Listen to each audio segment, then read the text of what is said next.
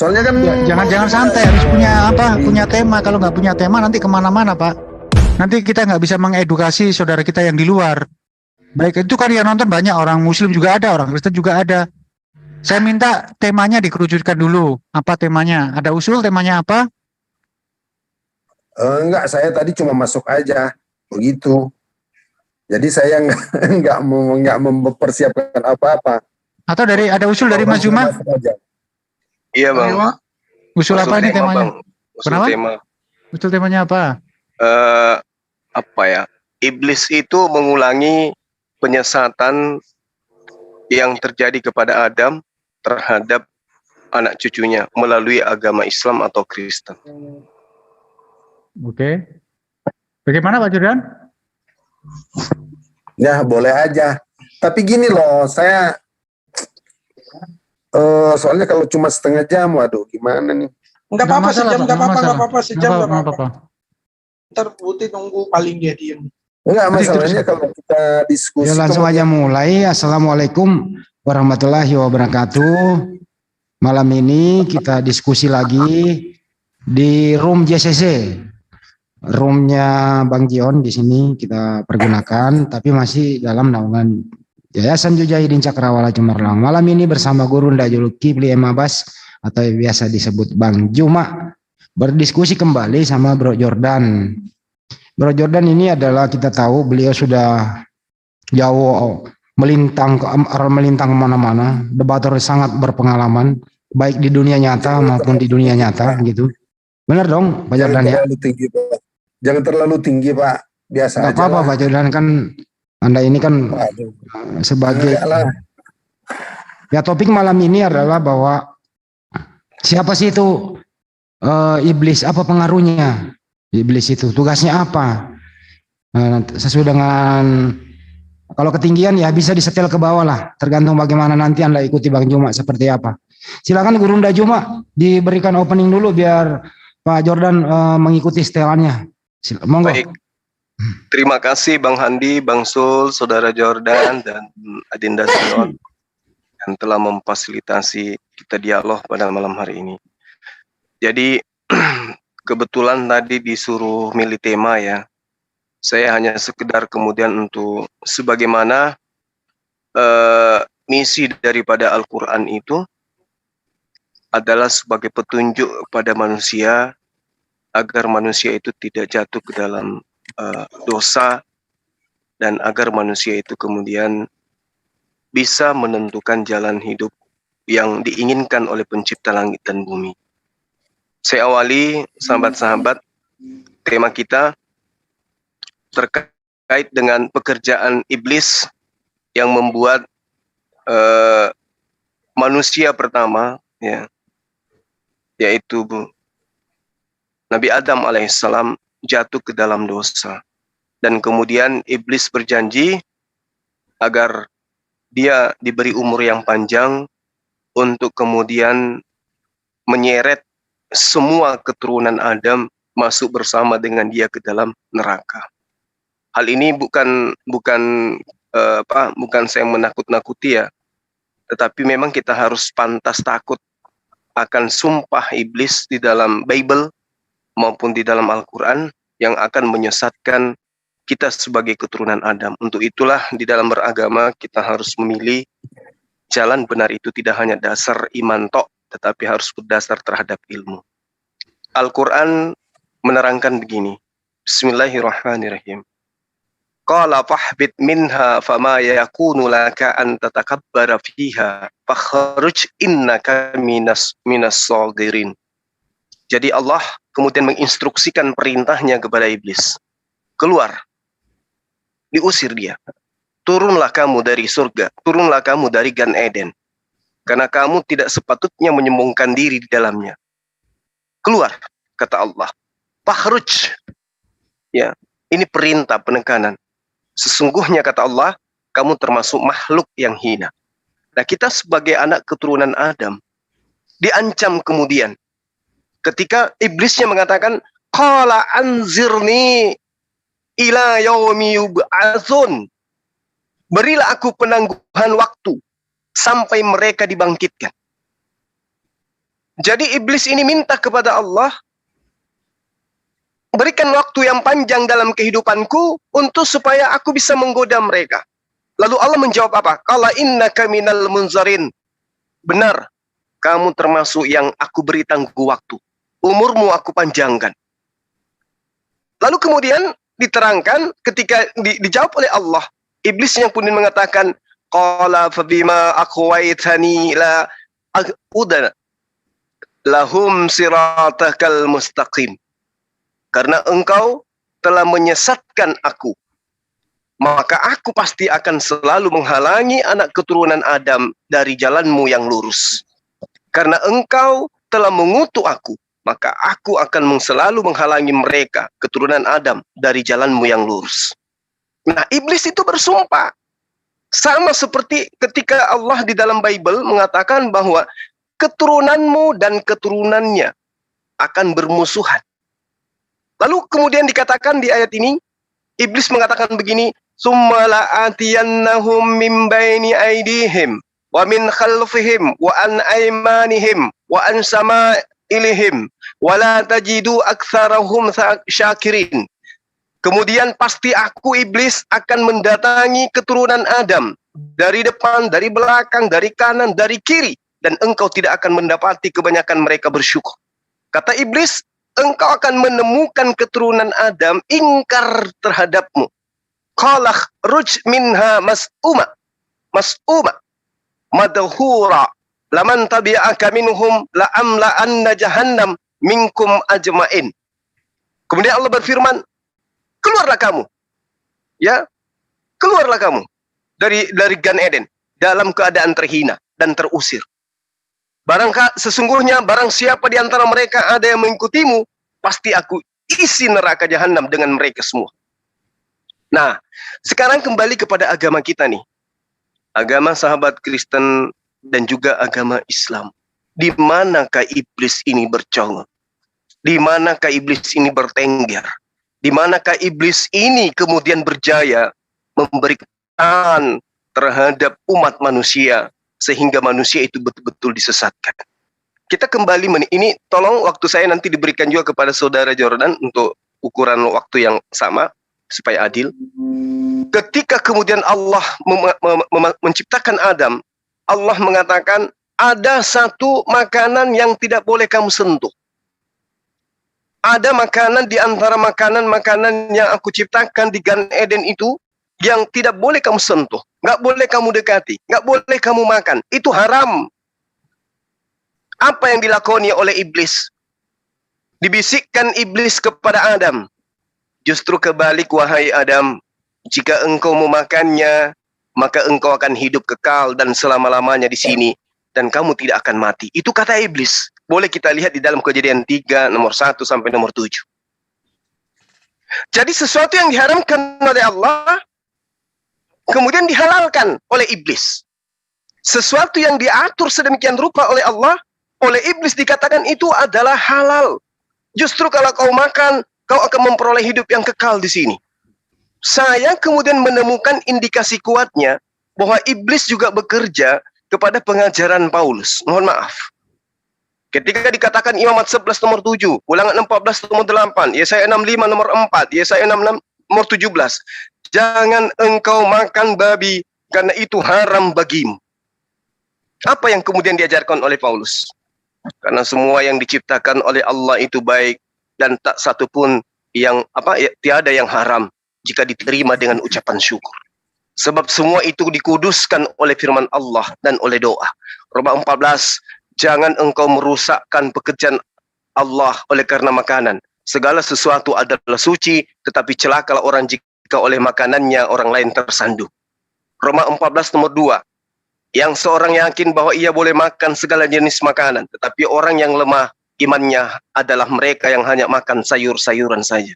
Bahkan dengan berani dikatakan, karena bukan yang masuk ke dalam hati tetapi ke dalam perutnya, lalu dibuang di jamban. Dengan demikian ia menyatakan semua makanan halal. Markus 7 nomor 19.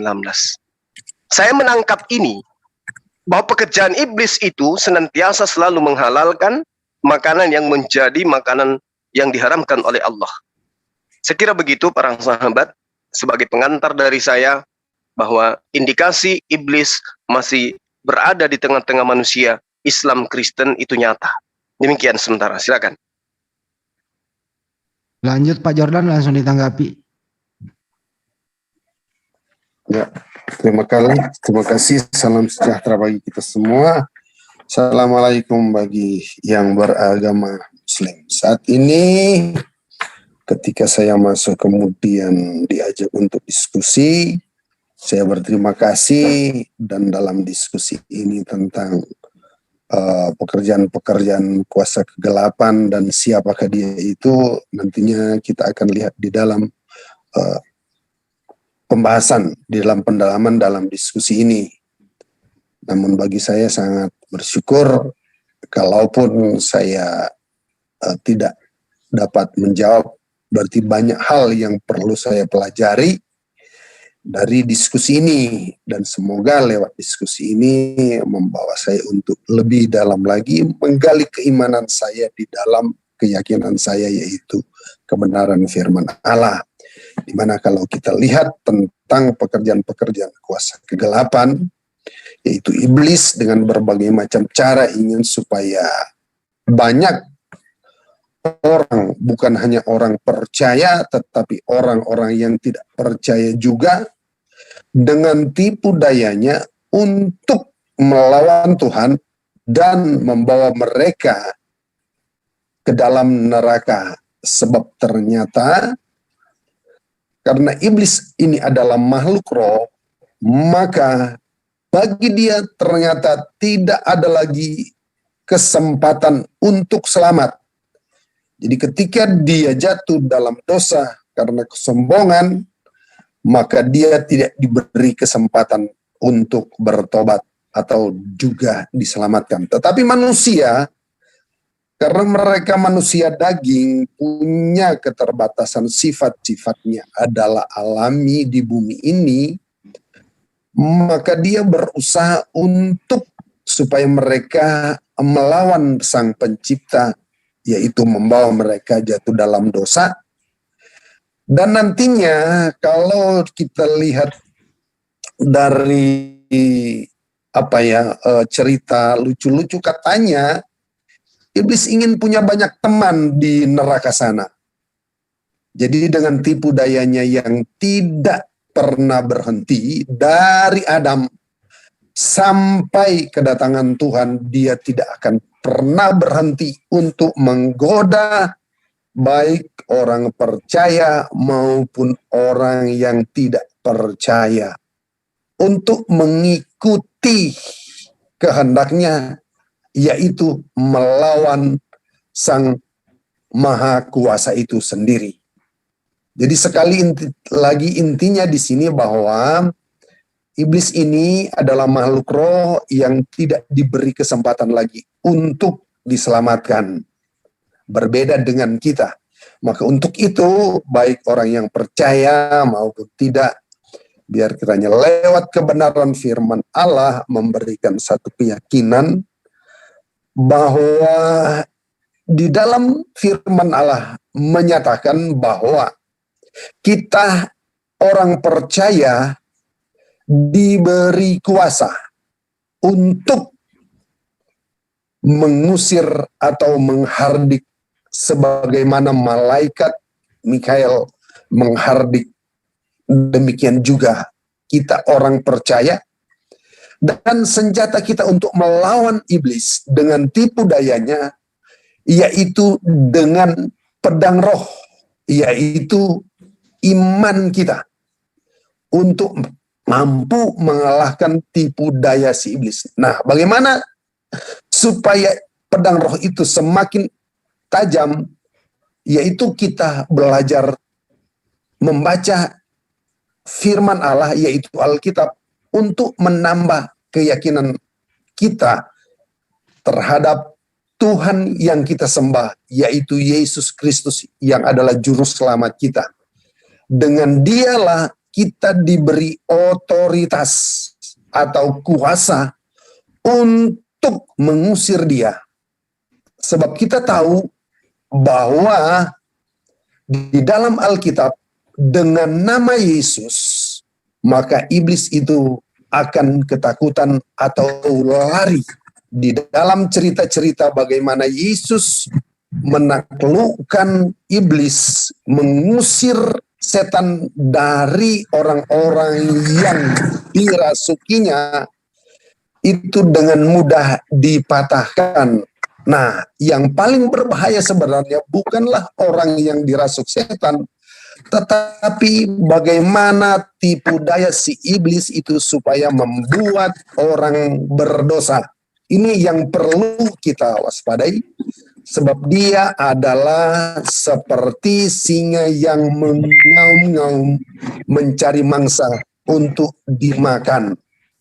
Arti kata dimakan di situ yaitu supaya menjadi pengikut dia melawan Tuhan.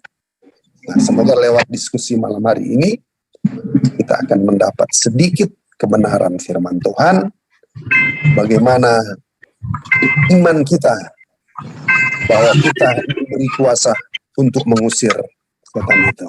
Demikian untuk opening di dalam diskusi kali ini, dan selanjutnya saya serahkan kepada moderator. Terima kasih. Oke, saya langsung tanggapi ya, sahabat. Jadi ketika kita berbicara mengenai pekerjaan iblis, maka tentu iblis ini adalah makhluk yang lihai, makhluk ini adalah makhluk yang ahli di dalam menyesatkan. Saya katakan begini, ketika sesuatu itu dianggap sebuah kebenaran, itu belum tentu sebuah kebenaran. Sesuatu yang dianggap baik, itu belum tentu adalah sebuah kebaikan. Oleh karena yang menjadi acuan di dalam kehidupan itu, orang yang beragama selalu mendudukkan perintah Tuhan itu sebagai acuan dalam kehidupan. Nah, kalau di dalam pengajaran Islam, itu sangat nyata bahwa perintahnya jelas. Wala tufsidu fil ard ba'da islahiha wada'uhu khaifa wa tama'a inna rahmatallah qaribum minal muhsinin. Jangan berbuat kerusakan di atas muka bumi setelah diciptakan dengan baik oleh Tuhan. Berdoalah kepadanya dengan rasa takut dan penuh harap. Sesungguhnya rahmat Allah sangat dekat kepada orang-orang yang berbuat kebaikan.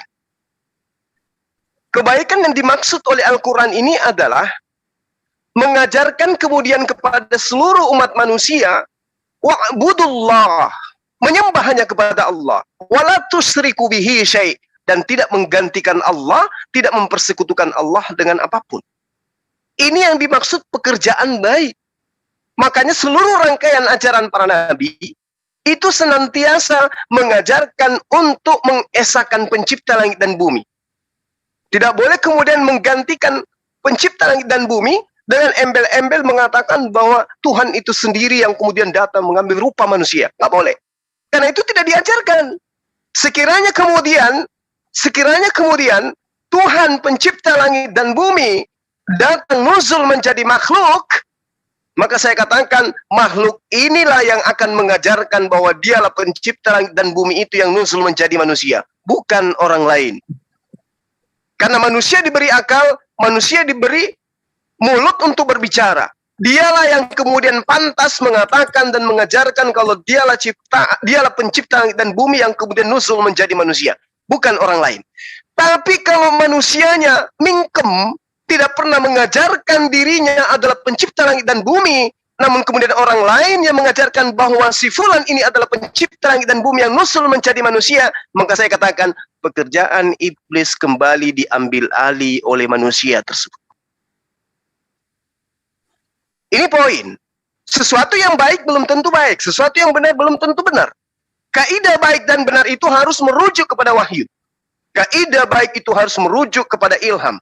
Harus merujuk kepada firman Tuhan yang diberikan kepada para nabi, yang diutus melalui perantaraan para malaikat. Nah, sekarang kita lihat bagaimana kemudian hukum Taurat itu diberikan kepada Bani Israel. Al-Quran tidak boleh merubah itu. Al-Quran tidak punya kompetensi untuk kemudian merubah hukum Taurat, lalu kemudian mengatakan Taurat itu sekarang adalah pelanjutnya yang ada di dalam Al-Quran, kemudian ini yang berubah dalam hukum Taurat. Itu tidak seperti itu. Tetapi Al-Quran mengatakan Taurat itu untuk Bani Israel. Ketetapannya Bani Israel berlaku pada masa Al-Quran belum diwahyukan. Namun ketika Al-Quran itu diwahyukan, semuanya kemudian tersimpul di dalam Al-Quranul Karim. Bukan merubah, tetapi menyempurnakan ajaran untuk seluruh manusia. Berbeda dengan ajaran yang datang dari hukum, yang datang kepada Bani Israel yang berupa hukum Taurat, yang kemudian dibatalkan. Itu berbeda. Berbeda dengan apa yang kemudian diimani oleh umat Islam. Bahwa hukum Taurat berlaku kepada Bani Israel, Yeremia 31 nomor 33. Hukum itu mengikat pada mereka. Lalu kemudian ada yang menyusup masuk, mengatakan hukum Tauratnya Nabi Musa itu sudah berubah. Yang tadinya diharamkan kepada Bani Israel berubah menjadi halal. Ajarannya hukum Tauratnya yang kemudian dihapuskan, kemudian dimasukkan ke dalam pengajaran-pengajaran yang dikatakan ini adalah ajaran yang benar. Lalu kemudian dikatakan ajaran Tauratnya itu adalah kutukan. Nah ini makanya saya katakan iblis itu masih bekerja. Iblis itu tidak diam. Iblis itu tetap saja berkarya. Dikatakan di dalam pengajaran Yesaya 66 nomor 17, Tuhan berkata begini, semua orang yang mensucikan diri untuk berarak ke kebun-kebun untuk dewa-dewa atau untuk Tuhan-Tuhan dan beribadah kepada mereka akan lenyap bersama orang-orang yang makan daging babi dan makan tikus serta makanan lain yang menjijikkan. Saya ulang, Yesaya 66 nomor 17. Tuhan berkata, semua orang yang mensucikan diri untuk berarak ke kebun-kebun untuk dewa-dewa atau teos-teos atau Tuhan-Tuhan mereka dan beribadah kepada dewa-dewa mereka akan lenyap bersama dengan orang-orang yang makan daging babi dan tikus serta makanan yang menjijikkan. Lalu apa kata Paulus? Semua makanan halal, tidak ada lagi makanan yang haram, sepanjang seseorang itu tidak lupa berterima kasih kepada Tuhan. Nauzubillah. 1 Timotius 4 nomor 4. Karena semua yang diciptakan Tuhan itu baik dan suatu pun tidak ada yang haram jika diterima dengan ucapan syukur. Membantah perintah Tuhan. Apa bedanya dengan iblis? Wahai Adam, jangan engkau memakan buah ilmu pengetahuan baik dan buruk. Pada hari engkau makannya, maka engkau mati juga hari itu.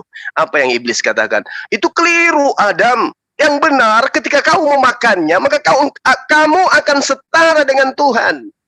Engkau akan hidup kekal dan tidak akan mengalami kematian. Hancur ajaran iblis itu.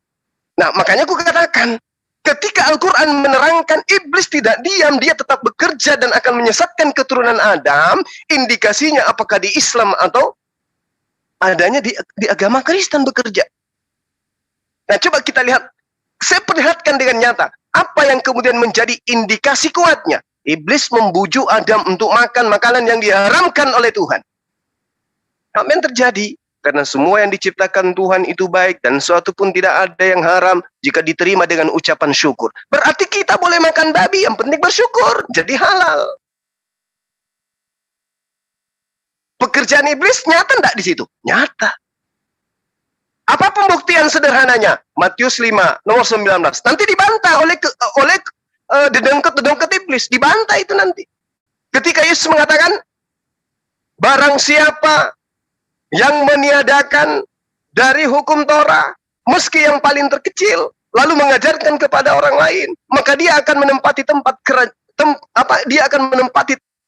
terendah di kerajaan Tuhan. Apa yang dedengkot pengikut iblis ini katakan? Oh, itu kalau belum digenapin. Apa pembuktian penggenapannya? Ya, kalau Tuhan sudah mati di atas tiang salib, itu sudah digenapin. Berarti semua sudah bisa halal. Nah, coba lihat. Iblis yang bekerja.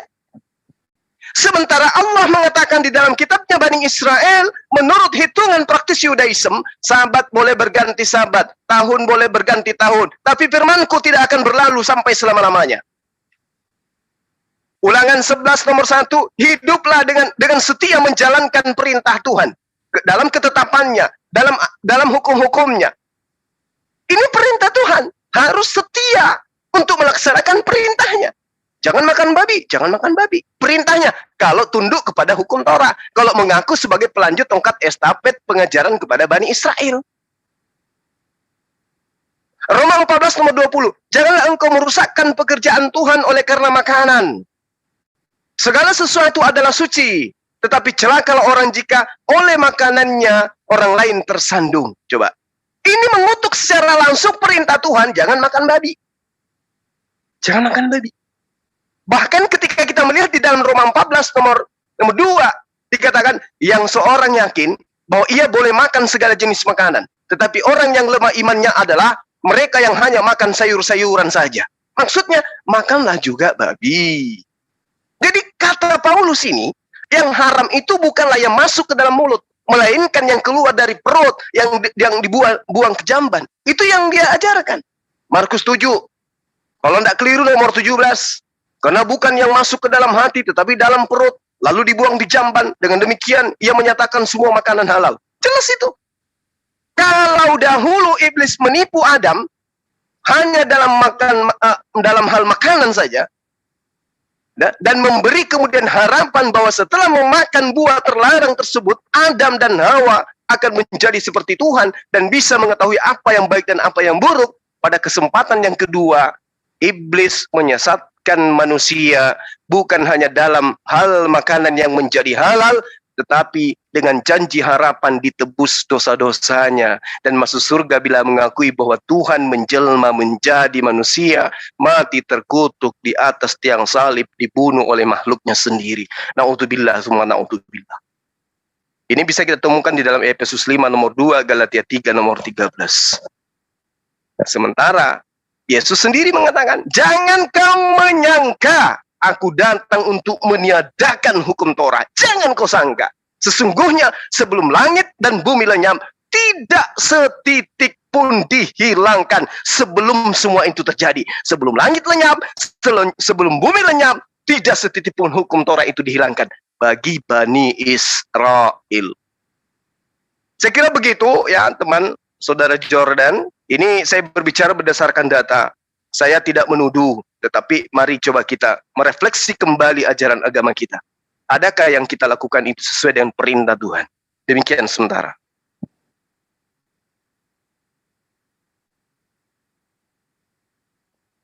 Lanjut.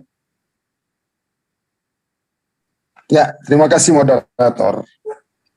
Saya kalau tidak ada aba-aba dari moderator, saya nggak berani. Supaya nggak ada yang ngerocos itu. Oke, terima kasih ya sekali lagi, dan dalam uraian dari saudara saya ini, kalau dari Kristen sih dapat dikatakan sebagai pendeta Suma ya, tapi karena dari Muslim jadi Ustadz Suma, atau saya nggak tahu Ustadz atau sebutan lain. Bang Suma, Bang Suma. Imam. Belum pantas jadi Ustadz ya, silakan. Iya, tapi dari uraiannya itu sudah sekelas-kelas Ustadz itu, Pak. Iya, makasih. Belum masih jauh. Silakan. Oke, terima kasih. Ya, terima kasih, dan dalam hal ini saya tidak akan keluar dari tema, yaitu bagaimana tentang iblis ini ya, pekerjaannya yaitu pekerjaannya sebagai pencuri, sebagai pembunuh, dan suka membinasakan. Itu sebagian saja dari pekerjaan-pekerjaannya. Bahkan kalau sudah disinggung oleh saudara saya ini, Pak Ustadz Suma ini, tentang bagaimana dia menipu mulai dari Adam dan Hawa yang karena dia pada waktu itu dan sampai sekarang ini ya, dia masih leluasa untuk berada turun naik ke sorga, ke bumi ini, karena apa ya, tentang keberadaannya ini memang harus kita lihat bahwa dia ini sangat mengetahui tentang rahasia sorga. Kenapa saya katakan di situ dia mengetahui rahasia sorga? Karena ketika manusia itu ditempatkan di Taman Eden, Tuhan berfirman kepada Adam, jangan kamu makan buah itu. Nah, saya heran kok, kenapa iblis ini bisa tahu? Padahal Tuhan menyampaikan itu kepada Adam. Ya. Namun ketika dia merayu Hawa, dia mengetahui persis tentang aturan kamu itu. Nggak ada lagi, kan? Ntar mau marah-marahin gue. Wah, ini dari mana ini? Ya, lanjut ya. Jadi di sini, sorry. Nggak apa-apalah. Jadi di sini saya melihat data dari Alkitab. Begitu amat dia mengetahui tentang sorga itu. Bahkan di dalam kitab Wahyu, ketika dia mengetahui waktu Tuhan, kedatangan Tuhan, tanda-tanda kedatangan Tuhan Yesus datang kali yang kedua, maka dia dengan kekuatannya itu bekerja. Misalnya sekarang ini dia bekerja 100%, dia akan lipat gandakan cara kerjanya di akhir zaman sekarang ini, sehingga dia di dalam kitab Wahyu itu dia akan diusir kembali dari sorga, dan dia tidak ada tempat lagi untuk di sorga, dan dia akan turun ke bumi. Dengan marahnya dia diusir, maka dia pergi untuk menyesatkan orang-orang yang ada di atas muka bumi ini, baik dia yang tidak percaya maupun yang percaya kepada Tuhan. Itu di dalam cerita, di dalam gambaran kitab Wahyu itu terjadi perang di sana, dan dia sebagai naga di sana. Nah, itu begitu jelas. Tapi di cerita di situ kan kita melihat Wahyu ini tentang berbicara tentang metafora ya. Jadi inilah satu kesaksian bahwa di mana iblis sampai sekarang ini masih di sorga. Bahkan di dalam cerita di dalam Ayub itu dia bersama-sama dengan anak Tuhan, itu anak-anak Allah menghadap Tuhan. Jadi dia di antaranya di situ. Jadi dua firman Allah ini menguatkan dia memang masih ada di sana. Itulah dia itu. Bahkan kalau saya tidak untuk pendapat pribadi saya, Pak, di mana iblis ini ternyata sepinter-pinternya kami ya, kami manusia mengetahui akan Alkitab, firman Allah, ternyata dia lebih tahu dari saya. Itu tidak dapat dipungkiri. Dia lebih pintar bahkan dari pendeta-pendeta manapun.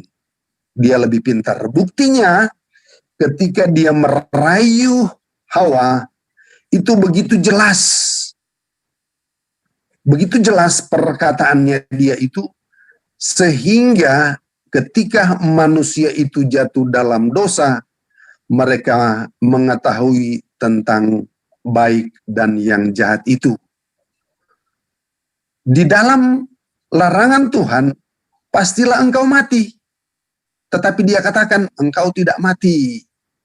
Tapi ternyata maksud kematian di dalam pohon itu pun ternyata tidak dapat diketahui oleh iblis tentang arti sebagian dari kata mati itu.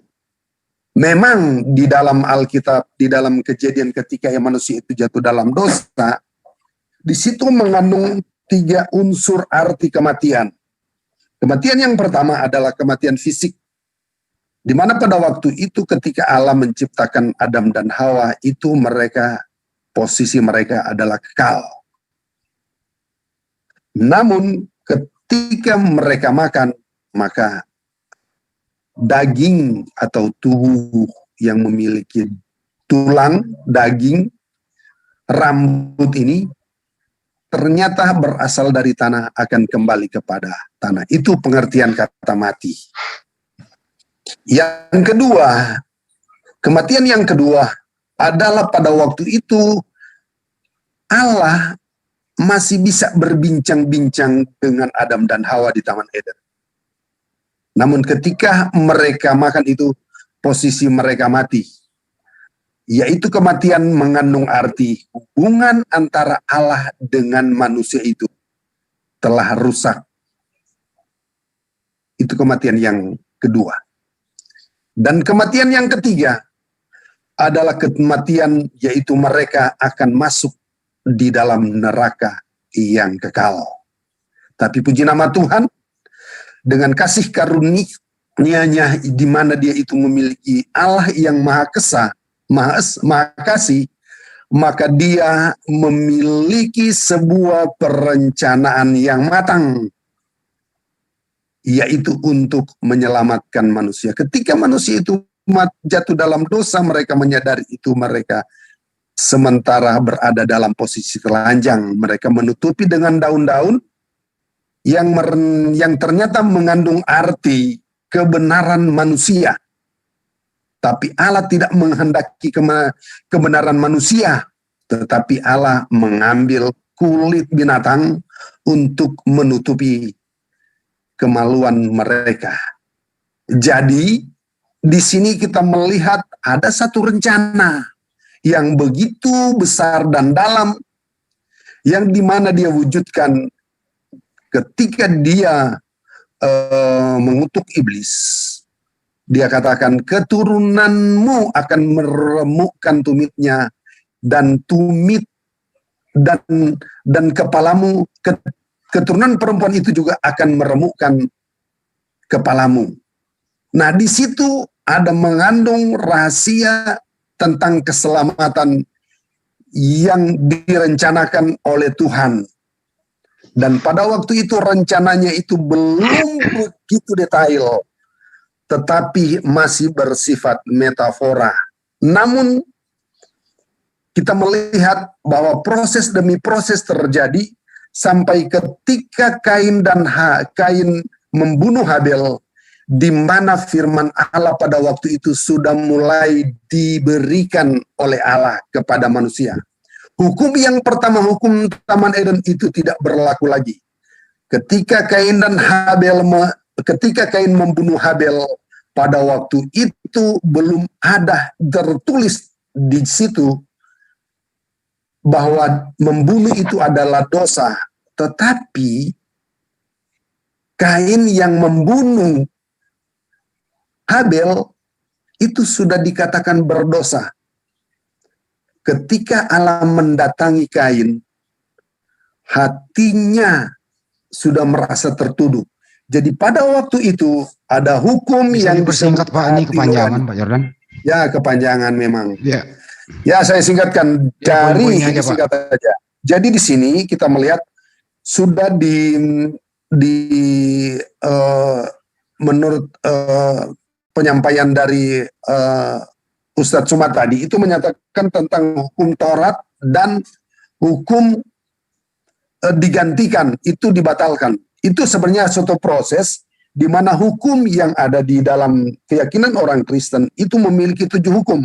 Yang pertama hukum Taman Eden, yang kedua adalah hukum hati nurani ketika pada waktu itu yang baru saya katakan tadi, tidak ada pembunuhan. Tetapi kenapa ada Kain merasa berdosa? Jadi situ hati nurani ya Pak. Yang ketiga adalah hukum pelangi. Pelangi-pelangi alangkah indahnya merah kuning hijau di langit. Pelukis agung siapa gerangan?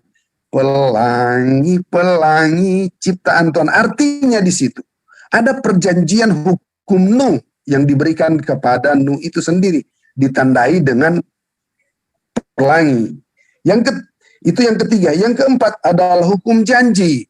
Hukum janji itu apa? Yaitu hukum janji kepada Abraham bahwa olehmu bangsa akan menjadi berkat. Dan ketika di dalam Kejadian 17 itu muncullah sunat, itu menyatakan tentang janji Allah kepada Abraham bahwa lewat keturunanmu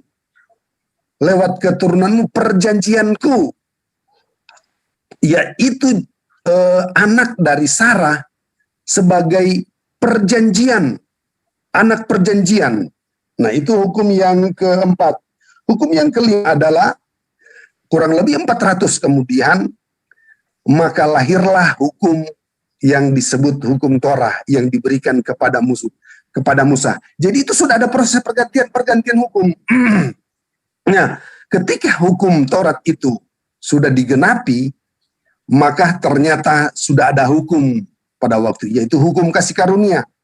Nah, ketika hukum kasih karunia itu sampai sekarang masih berlaku, dan ada hukum yang terakhir yaitu hukum kesempurnaan, yaitu hukum face to face. Kita akan bertemu dengan Tuhan Yesus sehingga tidak ada lagi penginjilan pada waktu itu. Karena kita akan bertemu, siapakah Yesus itu? Tuhankah? Sebagai gembalakah? Sebagai rajakah? Sebagai Tuhan? Nah, itu akan bertemu ketika berada di dalam kerajaan 1000 tahun. Jadi itu mungkin tanggapan saya tentang apa yang disampaikan oleh saudara saya, Ustadz Suma. Bagaimana proses-proses hukum. Jadi mungkin itu hanya sebagian karena waktu saya terlalu panjang mungkin atau terlalu bosan mendengar khotbah saya, silahkan, tapi itu sanggahan saya dan itu saja mungkin, dan silahkan dilanjutkan. Saya serahkan kepada Pak Moderator.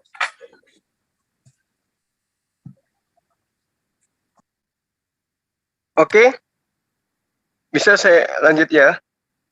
Lanjut, silahkan. Iya, oke, makasih. Jadi pada dasarnya, sekali lagi saya katakan bahwa iblis itu bekerja dengan cara apa? Dengan cara memalingkan perintah Tuhan, dan kemudian perintah Tuhannya itu dianggap sebagai sebuah pelanggaran. Dianggap perintah Tuhan itu adalah sebuah hal yang menyesatkan. Adam ketika diperintahkan untuk tidak makan buah, ya itu sudah dikatakan oleh Allah, kalau kau makan kau akan mati. Tapi iblis kemudian menipu Adam dengan cara yang berbeda.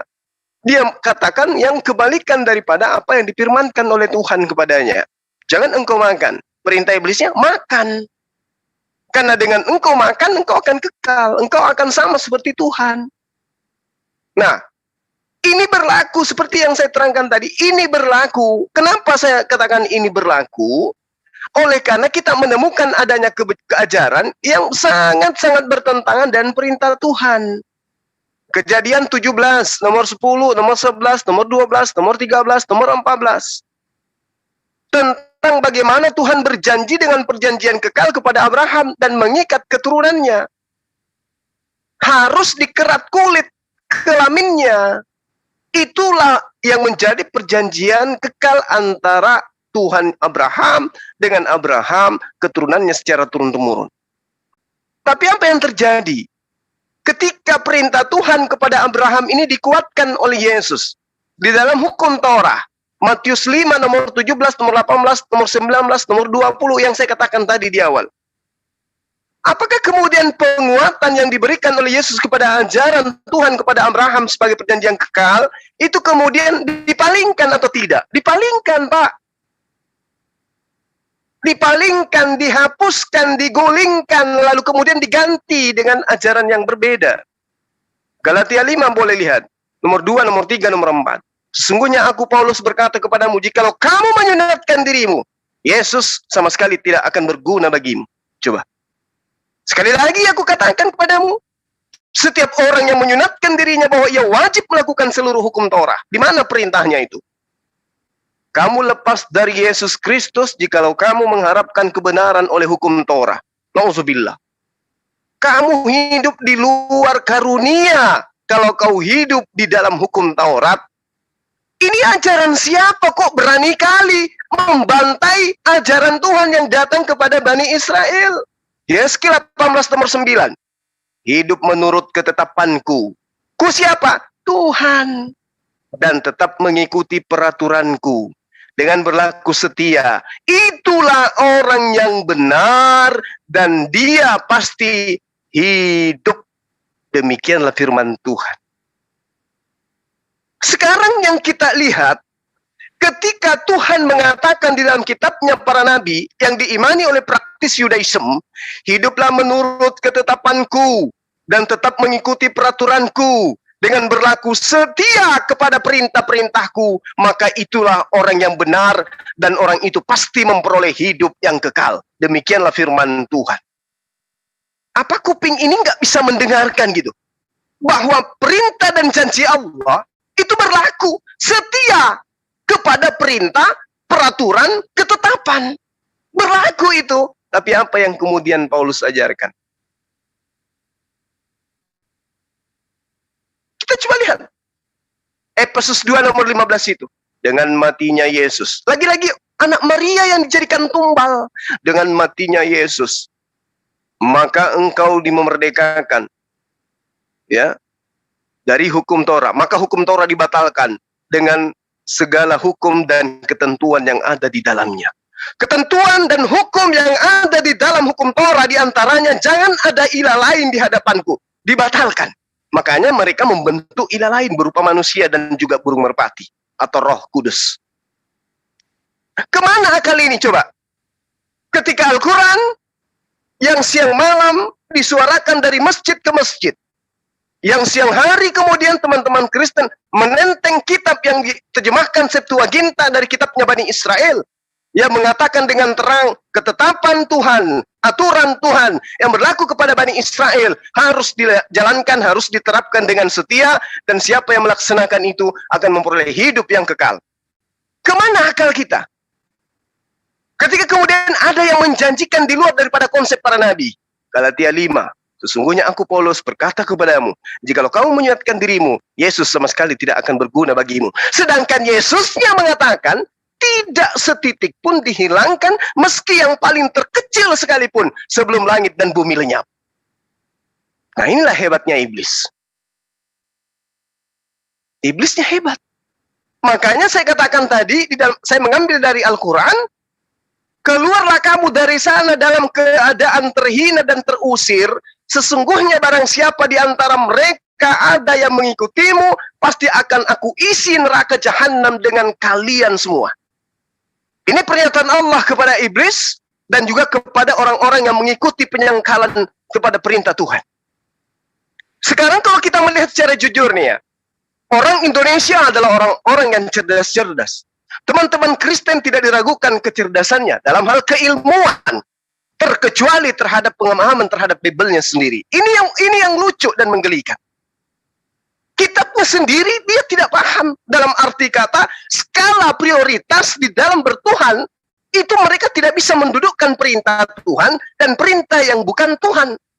Perintah Tuhannya jelas seperti yang saya terangkan tadi.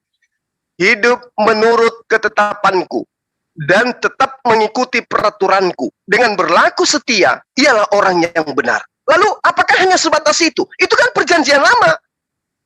Kami hidup dalam perjanjian baru. Berarti yang Anda jadikan acuan kemudian adalah perintah Yesusnya, bukan? Ya. Lalu apa yang Yesus katakan? Apakah sebabnya engkau bertanya kepadaku tentang apa yang baik? Hanya satu yang baik. Hanya satu yang baik. Tetapi jikalau engkau ingin masuk ke dalam hidup, kata Yesus, turutilah segala perintah Tuhan. Apa masih kurang itu? Turutilah segala perintah Tuhan. Lalu bagaimana dengan perintah Tuhannya? Efesus 2 nomor 15. Dengan matinya Yesus, dia telah membatalkan hukum Taurat bersama dengan ketentuan dan hukum yang ada di dalamnya. Berarti batal pernyataan Yesus. Turutilah segala perintah Tuhan. Kayak mana mau dituruti perintah Tuhannya? Sementara perintah Tuhannya itu dianggap sebuah kutukan yang sudah ditebus dengan cara mati terkutuk di atas tiang salib. Tepuk tangan enggak iblis di situ? Tepuk tangan, Pak. Kakinya pun bertepuk-tepuk. Tepuk tangan. Ketika aturan Tuhannya dihapuskan, digantikan dengan aturan manusia, maka tepuk tangan, Pak. Iblisnya tepuk tangan. Makanya saya katakan, iblis sekarang sudah pensiun. Karena pekerjaannya diambil alih. Saya kira begitu, sahabat. Ketika saya mengambil ayat suci Al-Quran tentang apa yang saya urai tadi di awal, iblis bersumpah akan menyesatkan manusia. Dan itu bisa kita lihat di dalam kitab Kejadian. Kalau dikatakan oleh teman-teman Kristen, Yesus datang untuk menebus kita dari dosa asal. Alhamdulillah, di dalam pemahaman kami umat Islam, Adam itu diberkati oleh Allah. Doanya, permohonan ampunnya diterima oleh Allah. Seirama dengan Kejadian 5. Kalau saya tidak keliru nomor 3. Adam diberkati oleh Tuhan bersama dengan keturunannya secara turun-temurun. Jadi kutukan itu hanya datang dari penyesat. Yang dikatakan hukum Torah itu adalah sebuah kutukan dan sengat maut, itu datangnya hanya dari wakil penyesat. Allah mengatakan di dalam Al-Quran jelas sekali bahwa siapa yang beriman akan melaksanakan perintah-perintahnya. Innalladzina amanu summa kafaru summa amanu summa kafaru summa zdadu kufran lam yakunillah liyaghfira lahum wala liyahdiyahum sabila. Sesungguhnya orang-orang yang beriman lalu ingkar, kemudian beriman, lalu ingkar lagi, lalu bertambah keingkarannya, kekafirannya, maka Allah tidak akan mengampuni mereka. Artinya Tuhan tetap menuntun manusia agar menjadi orang beriman. Orang beriman itu adalah mereka yang percaya dan taat kepada perintah-perintah Tuhan. Nah, ini kaidah. Orang beriman, orang yang berakal, itu satu ikatan yang tidak bisa terpisahkan. Oleh karena itulah kemudian saya mengatakan bahwa iblis di dalam Al-Quran, di dalam Alkitab, di dalam Bible, mengajarkan iblisnya tidak diam, dia tetap bekerja untuk kemudian menjauhkan manusia dari Tuhan. Tadi polanya, baik belum tentu baik, benar belum tentu benar. Demikian sementara, silakan.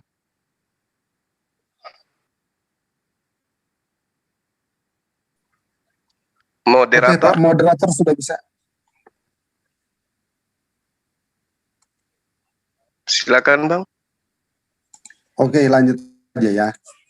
Oke. Saya mau searching dulu ya. Silakan. Sudah lihat apa ya searching saya?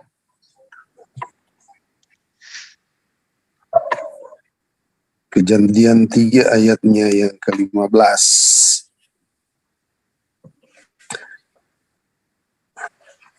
Aku akan mengadakan permusuhan antara... Oh, sebentar. Apa sudah bisa dilihat searching saya, Pak? Bisa. Ya. Aku akan mengadakan permusuhan antara engkau dan perempuan ini, antara keturunanmu dan keturunannya. Itu jelas tentang keturunan ya, Pak? Iya. Jadi ini sebenarnya sudah dikatakan tentang hal keselamatan, yaitu tentang keturunanmu. Jadi siapa yang dimaksud ini tidak begitu jelas dikatakan. Yang penting ada keturunan. Maka dari Adam sampai kepada Yesus itu disebut keturunan. Data-datanya nanti saya akan sampaikan, tapi ini agak terlalu panjang, jadi kita singkat saja ini. Jadi di situ tentang keturunan itu tentang keselamatan. Itu mengandung arti keselamatan. Ya. Jadi ini suatu rencana daripada Allah, bukan rencana daripada manusia. Jadi ini hikmat Allah yang tersembunyi mulai dari Adam. Janji keturunan inilah yang tentunya akan mengandung arti tentang keselamatan itu sendiri. Baru tentang perkataan daripada iblis ya, bahwa dikatakan oleh Ustadz Sumak tadi bahwa Allah berkata bahwa dia pasti akan mati. Tapi iblis berkata bahwa kamu akan kekal, tidak akan mati. Maka saya tunjukkan ayatnya yang keberapa ya. Kejadian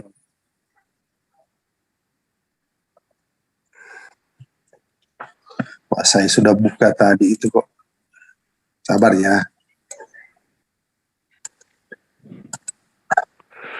Kejadian 3 sama. Keturunan 5, kejadian 5. Iya. Kejadian 5 ayatnya yang ke-5. Masa ada keturunan 5 sih? Kejadian. Salah kejadian. ngomong, maksud Oh. saya kejadian 5 ayat 5 Pak.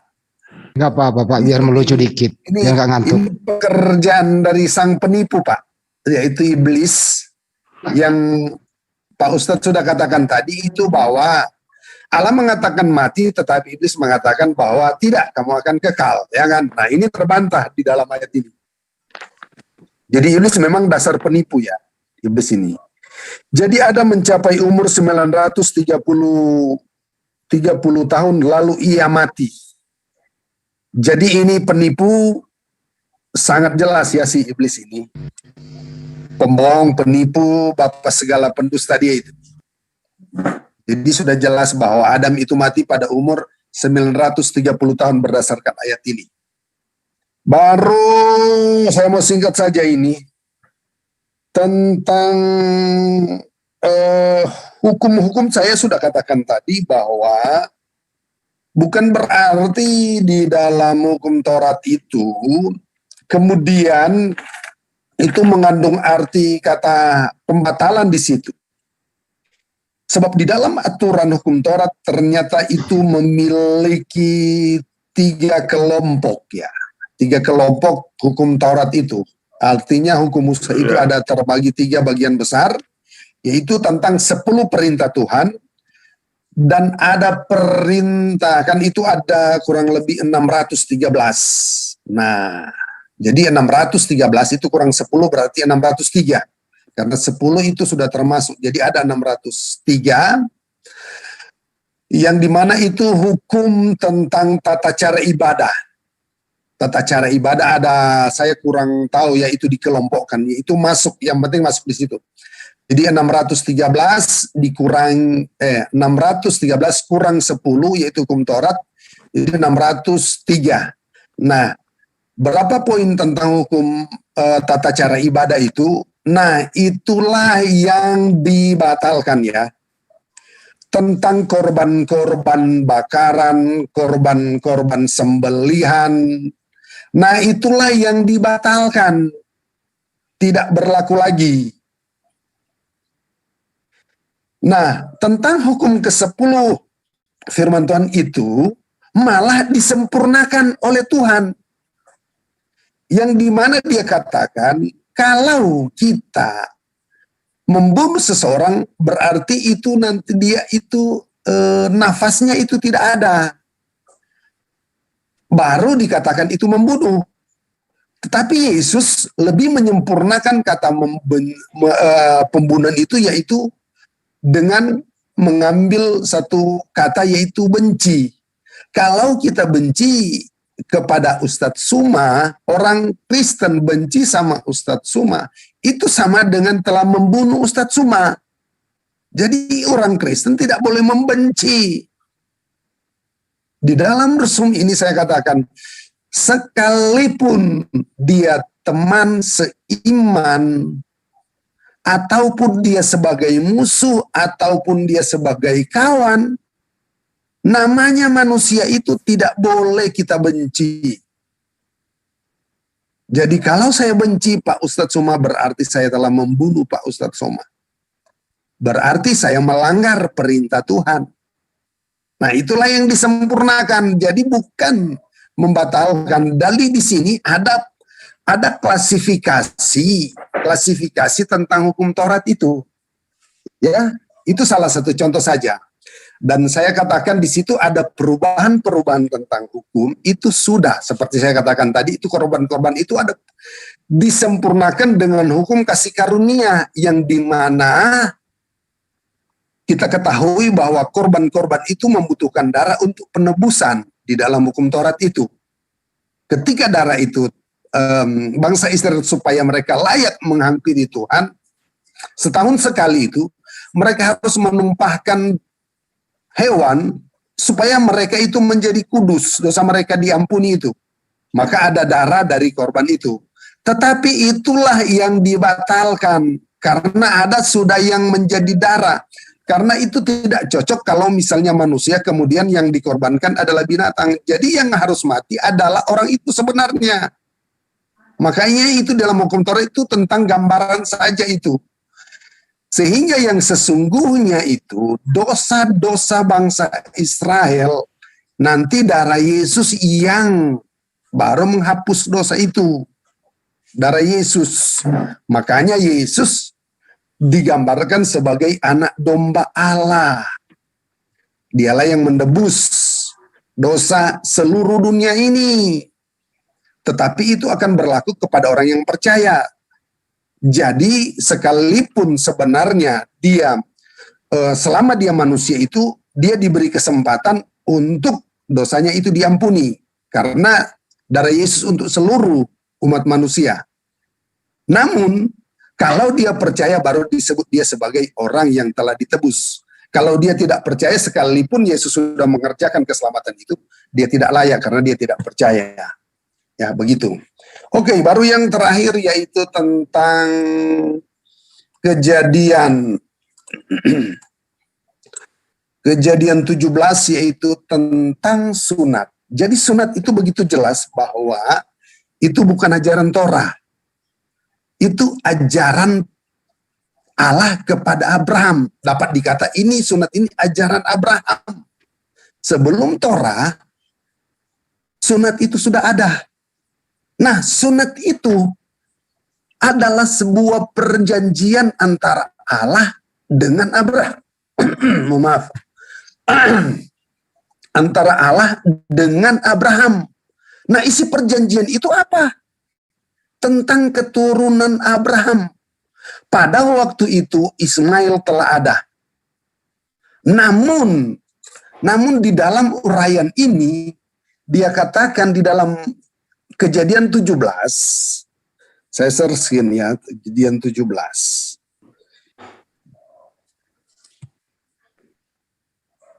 Itu jelas merujuk kepada anaknya Sarah. Ayatnya yang ke-10. Inilah perjanjianku yang harus kamu pegang, perjanjian antara aku dan kamu serta keturunanmu, yaitu setiap laki-laki di antara kamu harus disunat. Tapi ayat sebelumnya menyatakan bahwa, mulai ayat yang pertama,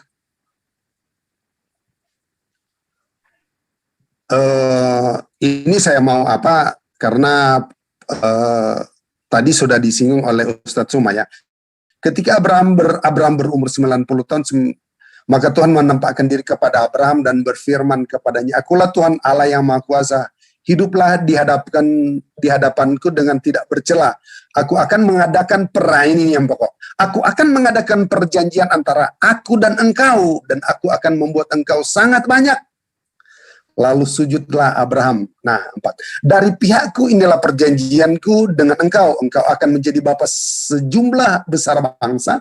Karena itu namamu bukan lagi Abraham, melainkan Abraham. Karena engkau telah kutetapkan menjadi bapa sejumlah besar bangsa. Aku akan membuat engkau beranak cucu sangat banyak. Engkau akan kubuat menjadi bangsa-bangsa. Dan daripadamu akan berasal raja-raja. Aku akan mengadakan perjanjian antara aku dan engkau serta keturunanmu, turun-temurun menjadi perjanjian yang kekal, supaya aku menjadi Allahmu dan Allah keturunanmu.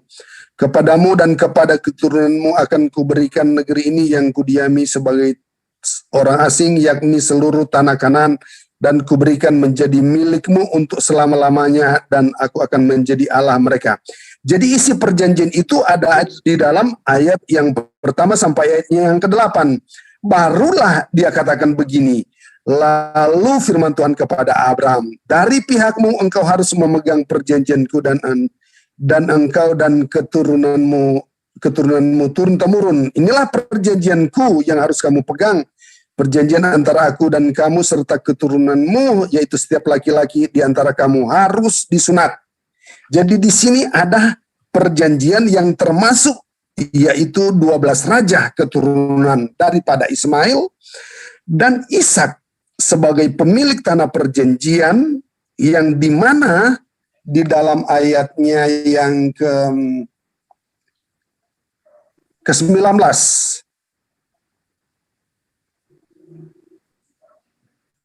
Lalu ayat 19. Tapi Allah berfirman, mulai ayat 18. Dan Abraham berkata kepada Allah, sekiranya Ismail diperkenankan hidup di hadapanmu. Tapi Allah berfirman, tidak, melainkan istrimu Sarahlah yang akan melahirkan anak laki-laki bagimu, dan engkau akan menamai dia Ishak, dan dia akan mengadakan perjanjianku dengan dia menjadi perjanjian yang kekal untuk keturunanmu. Nah, ayat 20 itu berbicara tentang perjanjian kepada Ishak, di mana keturunannya akan memiliki raja-raja di tanah Arab sana. Ada 12 raja itu. Nah, itu begitu jelas ya tentang perjanjian itu, yaitu ada proses demi proses, ada perubahan demi perubahan, yang dimana perjanjian itu adalah perjanjian janji yang di dalam Kejadian 17 ini. Nah, perjanjian janji itu tertuju kepada Yesus, bukan tertuju kepada hukum Taurat. 400 tahun kemudian muncullah kitab yang dinama Kitab Musa atau hukum Taurat itu. Tetapi perjanjian yang kekal turun-temurun ini bukan tertuju kepada hukum Taurat, tetapi kepada kasih karunia itu, yaitu di dalam Galati. Hukum janji dan hukum Taurat, yang lebih kuat mana? Lebih kuat hukum janji. Karena janji itu digenapi di dalam Yesus kasih karunia itu. Hukum Taurat untuk bangsa Israel, tapi hukum janji itu pada Yesus Kristus. Ya, makanya saya katakan di sini ada perubahan-perubahan yang sebelum hukum itu dicetuskan, Tuhan katakan ada masanya. Ya.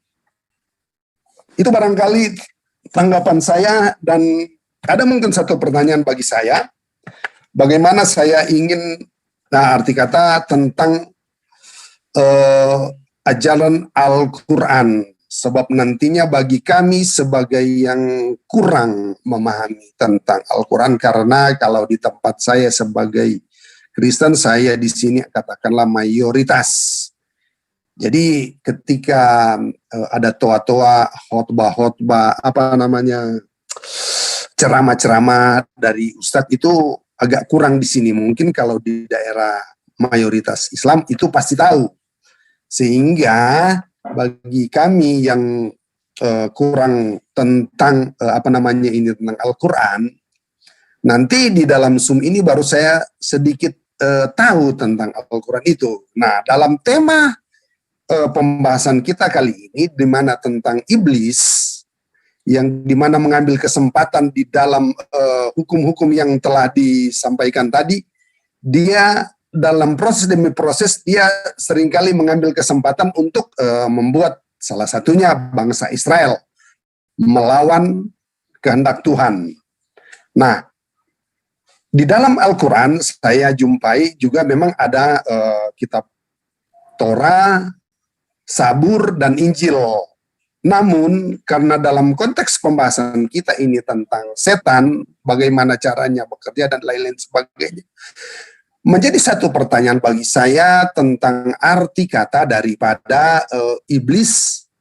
Apakah dia masuk kategori jin atau seperti apa? Sebab bagi kami yaitu dia adalah seorang malaikat kemudian jatuh, akhirnya dia tidak lagi dipandang sehingga dia adalah sebagai iblis. Namun kami di dalam Alkitab itu cuma berkata tentang iblis, setan.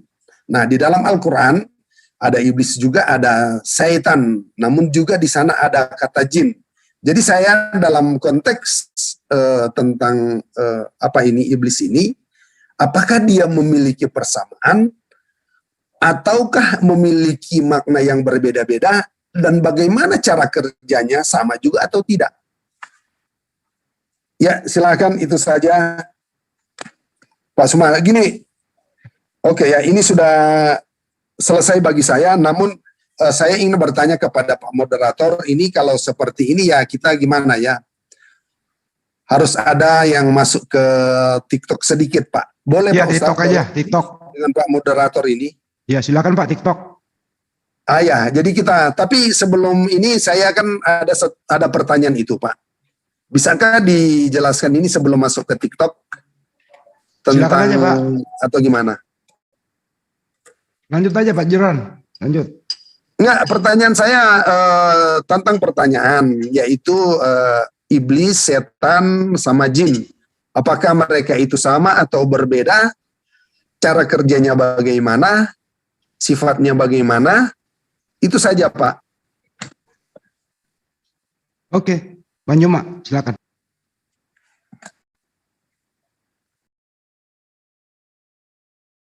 Sebentar, Bang Juma ke belakang mungkin ya? Bang Juma. Oh sorry. Iya, iya. Termute ternyata. Baik.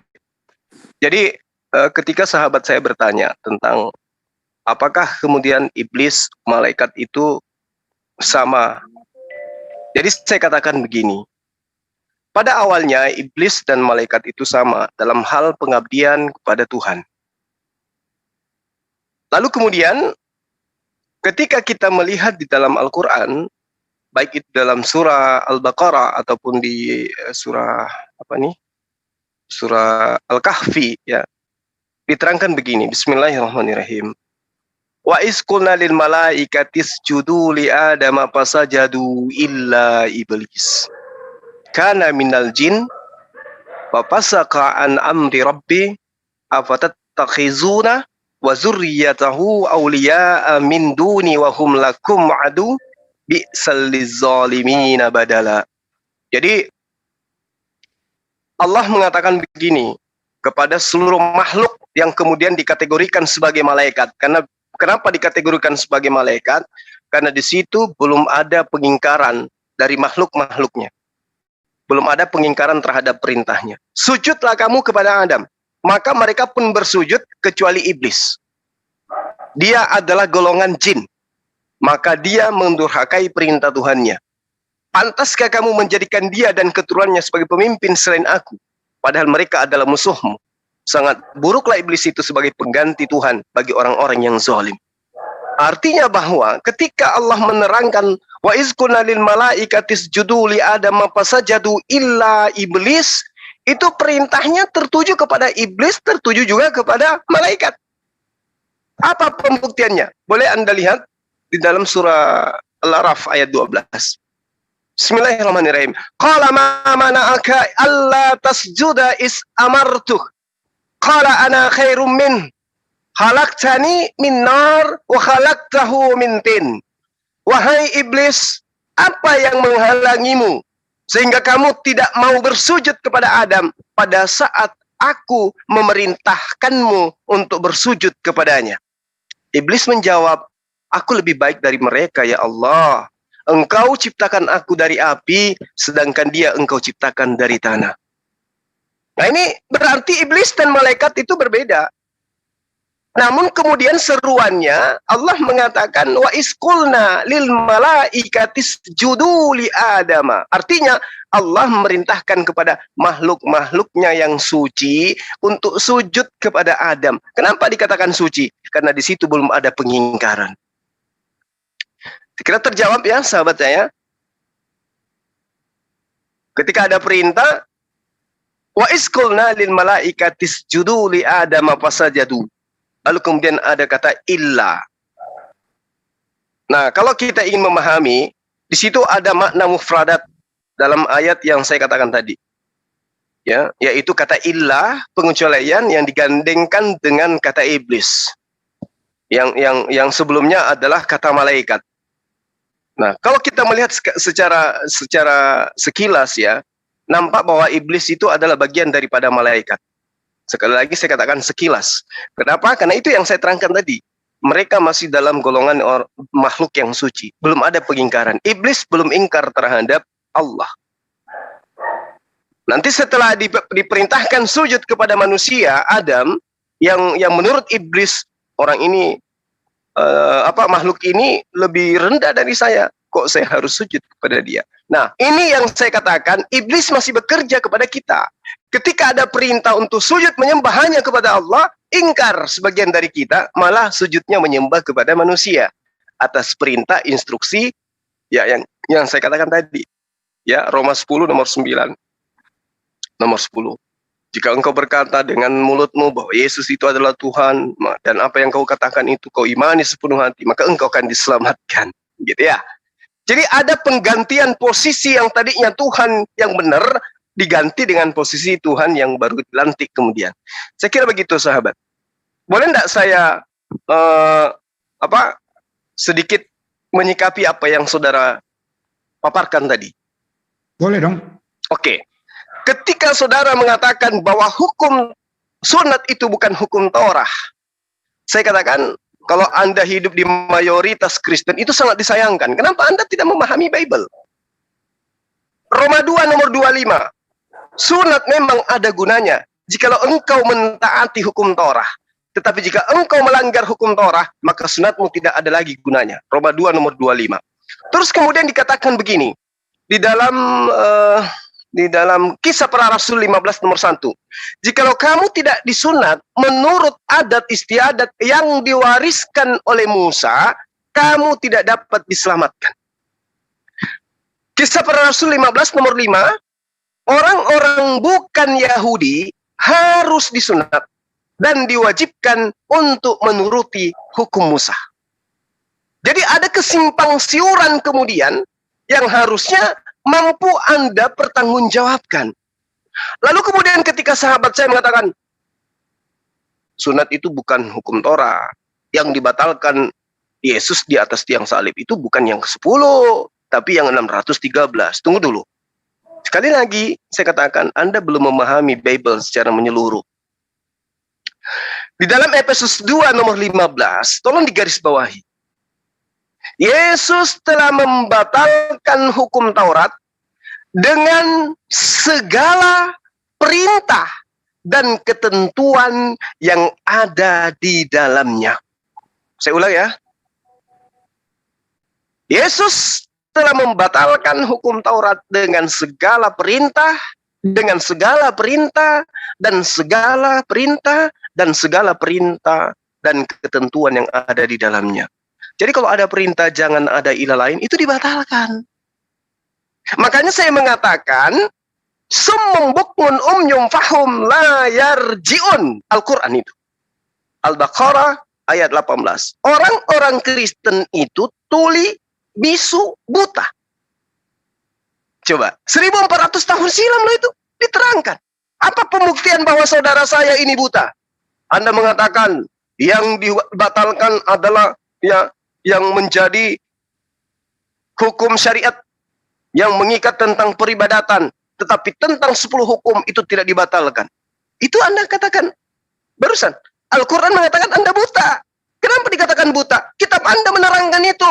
Sebab dengan matinya Yesus sebagai manusia, Dia telah membatalkan hukum Taurat dengan segala perintah dan ketentuan-ketentuannya. Masih kurang. Berarti Anda tuli. Karena saya sudah menyampaikan itu dan Anda punya kuping, tapi Anda mendengarkan, tapi Anda tidak mau memahami. Jadi kalau ada Kristen hari ini masih menyembah kepada Tuhannya Abraham, lucu. Kalau ada orang Kristen masih ibadah, lucu. Saya katakan lucu, menggelikan sekali. Kenapa? Di sisi lain dia mengatakan Tuhan kami datang dalam rupa manusia, mati di atas tiang salib untuk menebus kami dari kutukan-kutukan yang ada di dalam hukum Torah dan semua aspek hukum warisan. Hukum asal, dosa asal dan seterusnya. Lalu kemudian masih juga beribadah. Galatia 3 nomor 13, coba Anda lihat. Galatia 5 nomor 1. Dengan matinya Yesus di atas tiang salib, maka Dia telah memerdekakan kita dari dari ketentuan-ketentuan dan memerdekakan kita, membebaskan kita dari penghambaan. Jadi Anda sudah bebas dalam hal menghambakan diri kepada Tuhan. Tak boleh lagi menghambakan diri. Anda sudah merdeka. Untuk apa lagi coba? Jadi lucu kemudian orang Kristen itu ya, kalau masih ke rumah ibadah, ke tempat ibadah. Tapi saya katakan, ya nggak apa-apa lah. Toh bukan tempat ibadah di situ. Ya, kami mengatakan bukan tempat ibadah. Orang ibadah itu menghambakan diri kepada pencipta dan bumi. Tapi yang Anda lakukan di tempat yang Anda katakan tempat ibadah itu adalah pemujian terhadap anak manusia bernama Yesus. Sekira begitu ya sahabat saya. Sekarang ketika Anda mengatakan bahwa iblis memang penipu, iblis memang pendusta. Kalau ini saya balikkan kepada Anda, ketika Anda mengambil Kejadian 5 nomor 5, jadi Adam mencapai umur 930 tahun, lalu ia mati. Ini kata siapa? Anda ingin mengatakan ini perkataan iblis? Tentu bukan, kecuali Anda benar-benar tuli, atau Anda benar-benar buta. Kejadian 5 nomor 5, jadi Adam mencapai umur 930 tahun, lalu ia mati.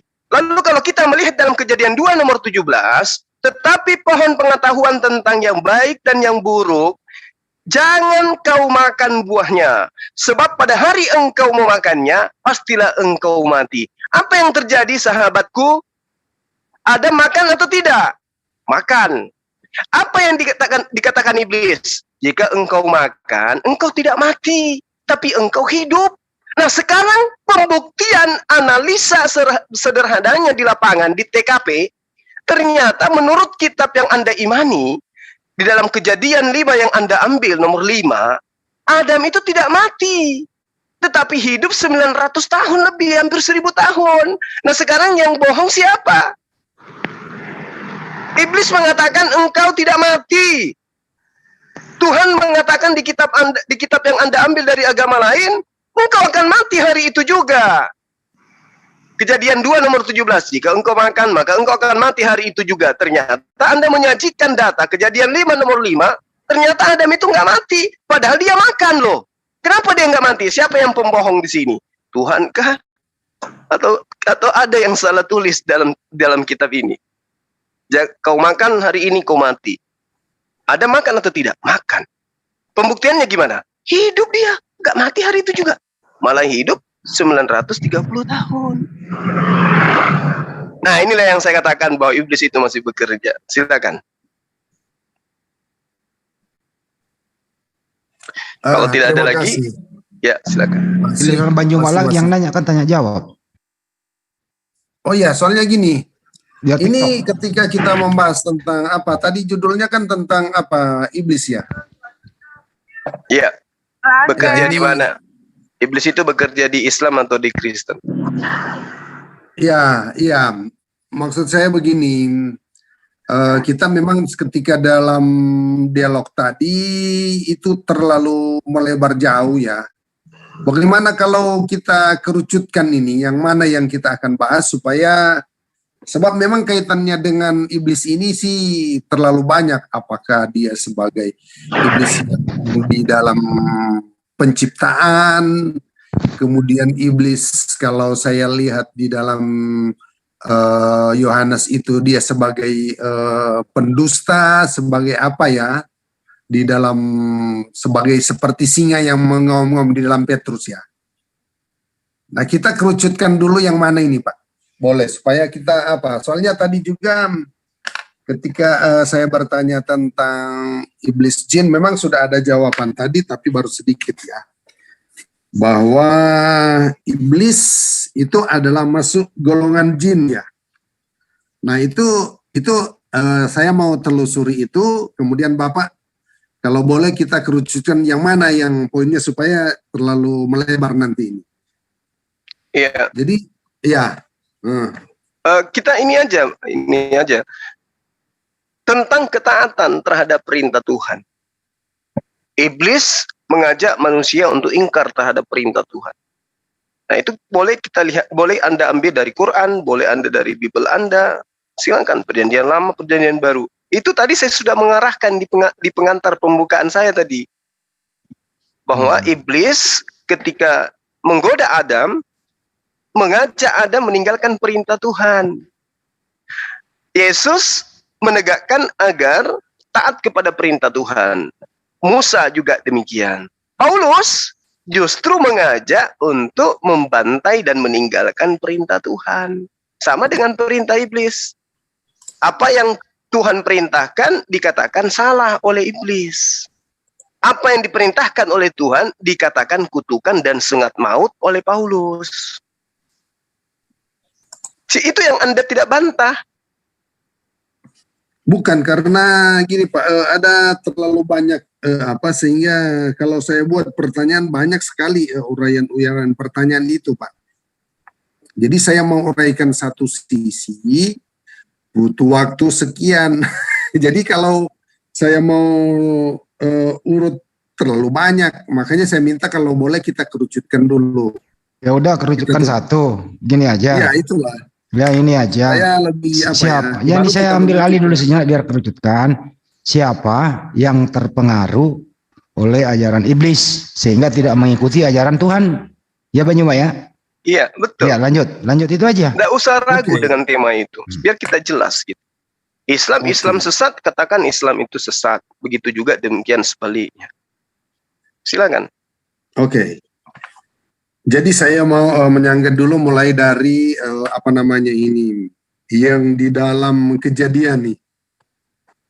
Itu dulu, jangan dulu ke Paulus kayak Yesus atau Kristus. Kita lihat dulu bagaimana pernyataan dari iblis yang dimana dikatakan bahwa engkau sekali-kali kamu tidak akan mati. Ya. Jadi tuntutan kematian yang diminta oleh Bang Suma tadi itu merujuk kepada ketika dia makan langsung matilah begitu. Jadi saat makan sudah mati. Barangkali itu pertanyaannya Pak. Tapi faktanya kan kejadian. Saya menguraikan begini. Di dalam Kejadian 2 nomor 17, di situ yang katanya Tuhan mengatakan kalau kau makan hari ini juga kau akan mati hari itu juga. Tapi data dari Kejadian 5 nomor 5 mengatakan Adam nggak mati hari itu juga, tapi hidup 900 tahun lebih. Mana yang benar di situ? Mati hari itu juga atau iblis yang mengatakan umurmu akan panjang atau kekal? Padahal makan dia. Ya. Ya. Tuhan atau iblis yang benar? Iya. Ya. Jadi di sini ketika ketika Tuhan menciptakan langit dan bumi dan di situ ada Taman Eden, maka ditempatkanlah manusia itu di Taman Eden. Jadi dapat kita lihat bahwa kalau saja mereka tidak makan, otomatis mereka tidak akan diusir dari Taman Eden. Taman Eden itu kan sampai sekarang ini tidak ditemukan lagi karena siapa yang mau menemukan itu dijaga oleh kedua keruk. Jadi kalau coba-coba masuk maka pasti akan mati di sana karena mereka dikatakan di dalam Kejadian 3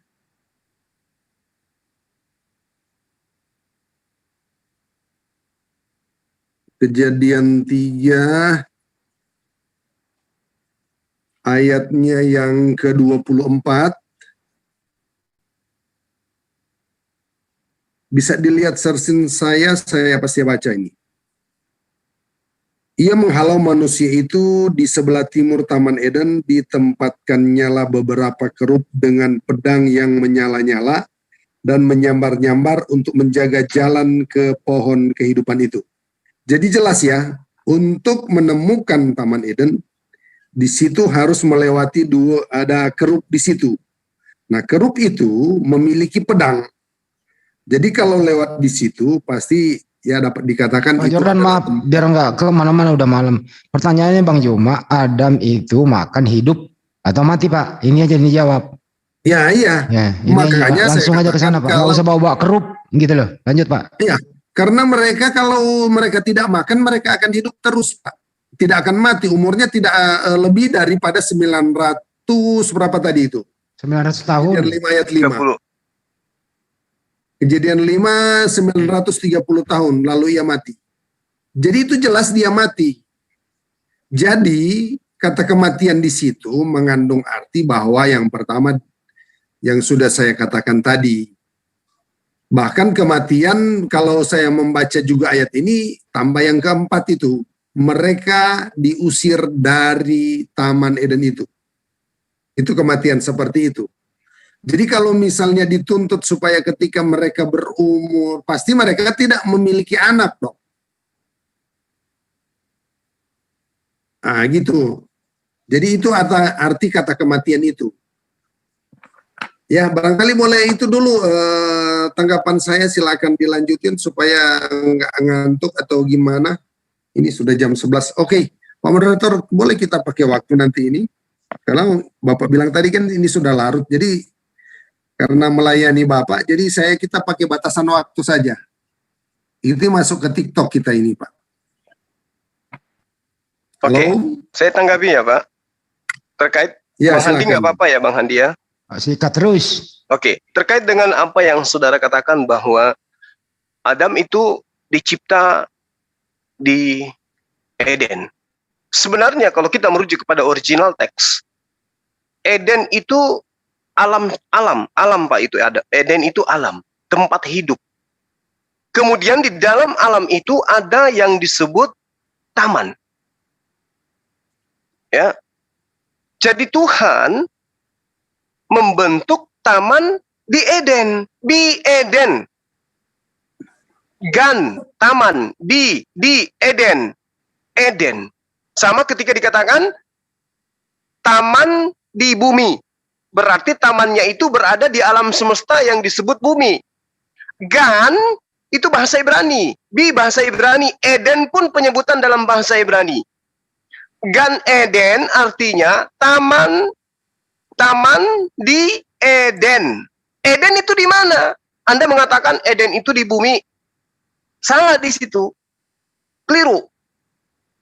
Eden dan bumi itu beda. Eden itu Adam.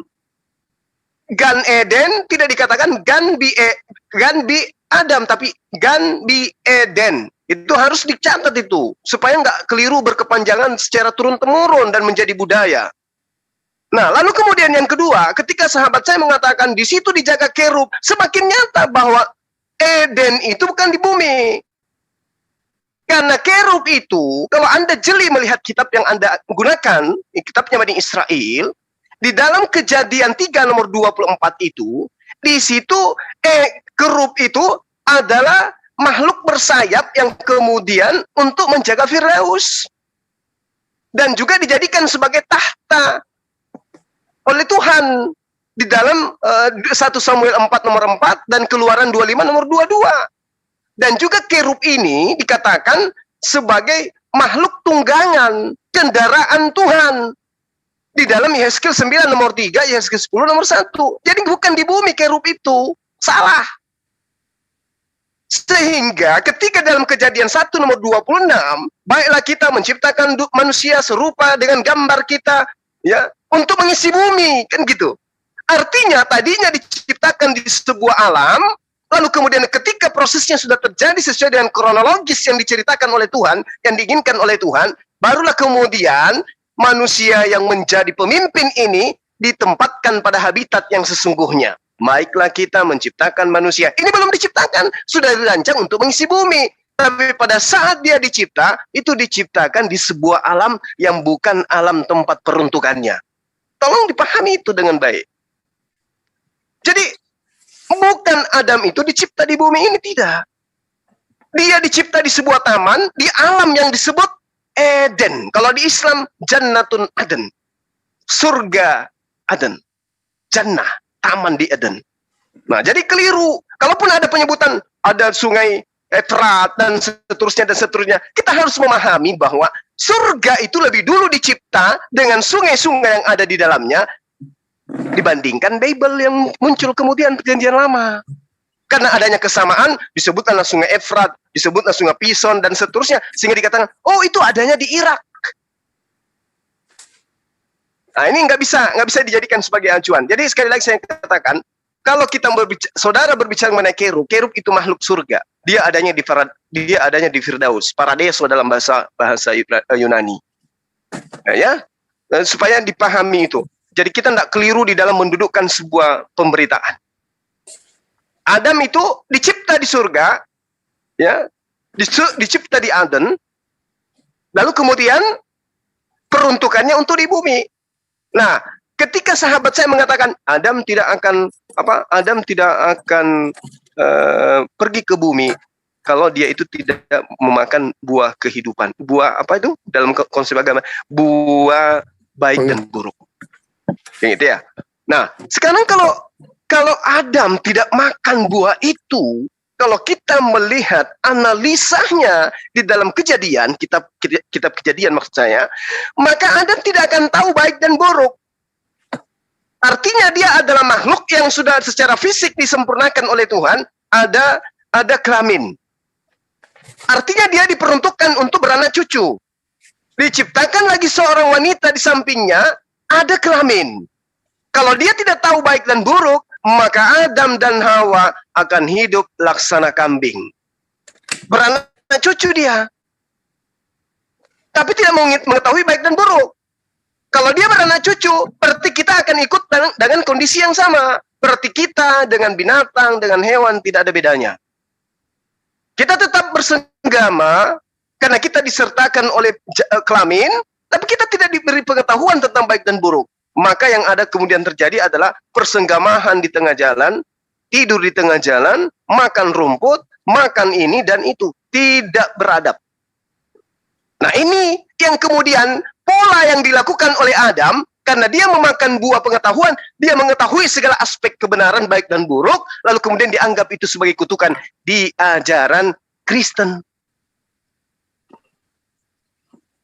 Padahal itu adalah sebuah kemuliaan. Karena Adam kemudian makan buah baik dan buruk, sehingga cita-cita Tuhan ketika dia mengatakan, baiklah mari kita menciptakan manusia serupa dan segambar dengan kita, untuk menjadi penguasa di atas muka bumi. Adam, kalau dia tidak makan buah pengetahuan baik dan buruk, bagaimana bisa memimpin hewan? Bagaimana bisa memimpin di atas muka bumi? Adanya dia dibunuh oleh hewan, dimakan oleh buaya. Karena dia nggak tahu, kalau kita masuk ke sungai, yang ada buayanya di dalam, itu bahaya. Karena dia nggak tahu baik buruk, begitu dia ke sungai diterkam sama buaya. Sementara peruntukan sebelum dicipta sudah ditentukan di bumi. Berarti ketika Adam ditempatkan di bumi, dia tidak tahu baik dan buruk. Kita bisa bayangkan.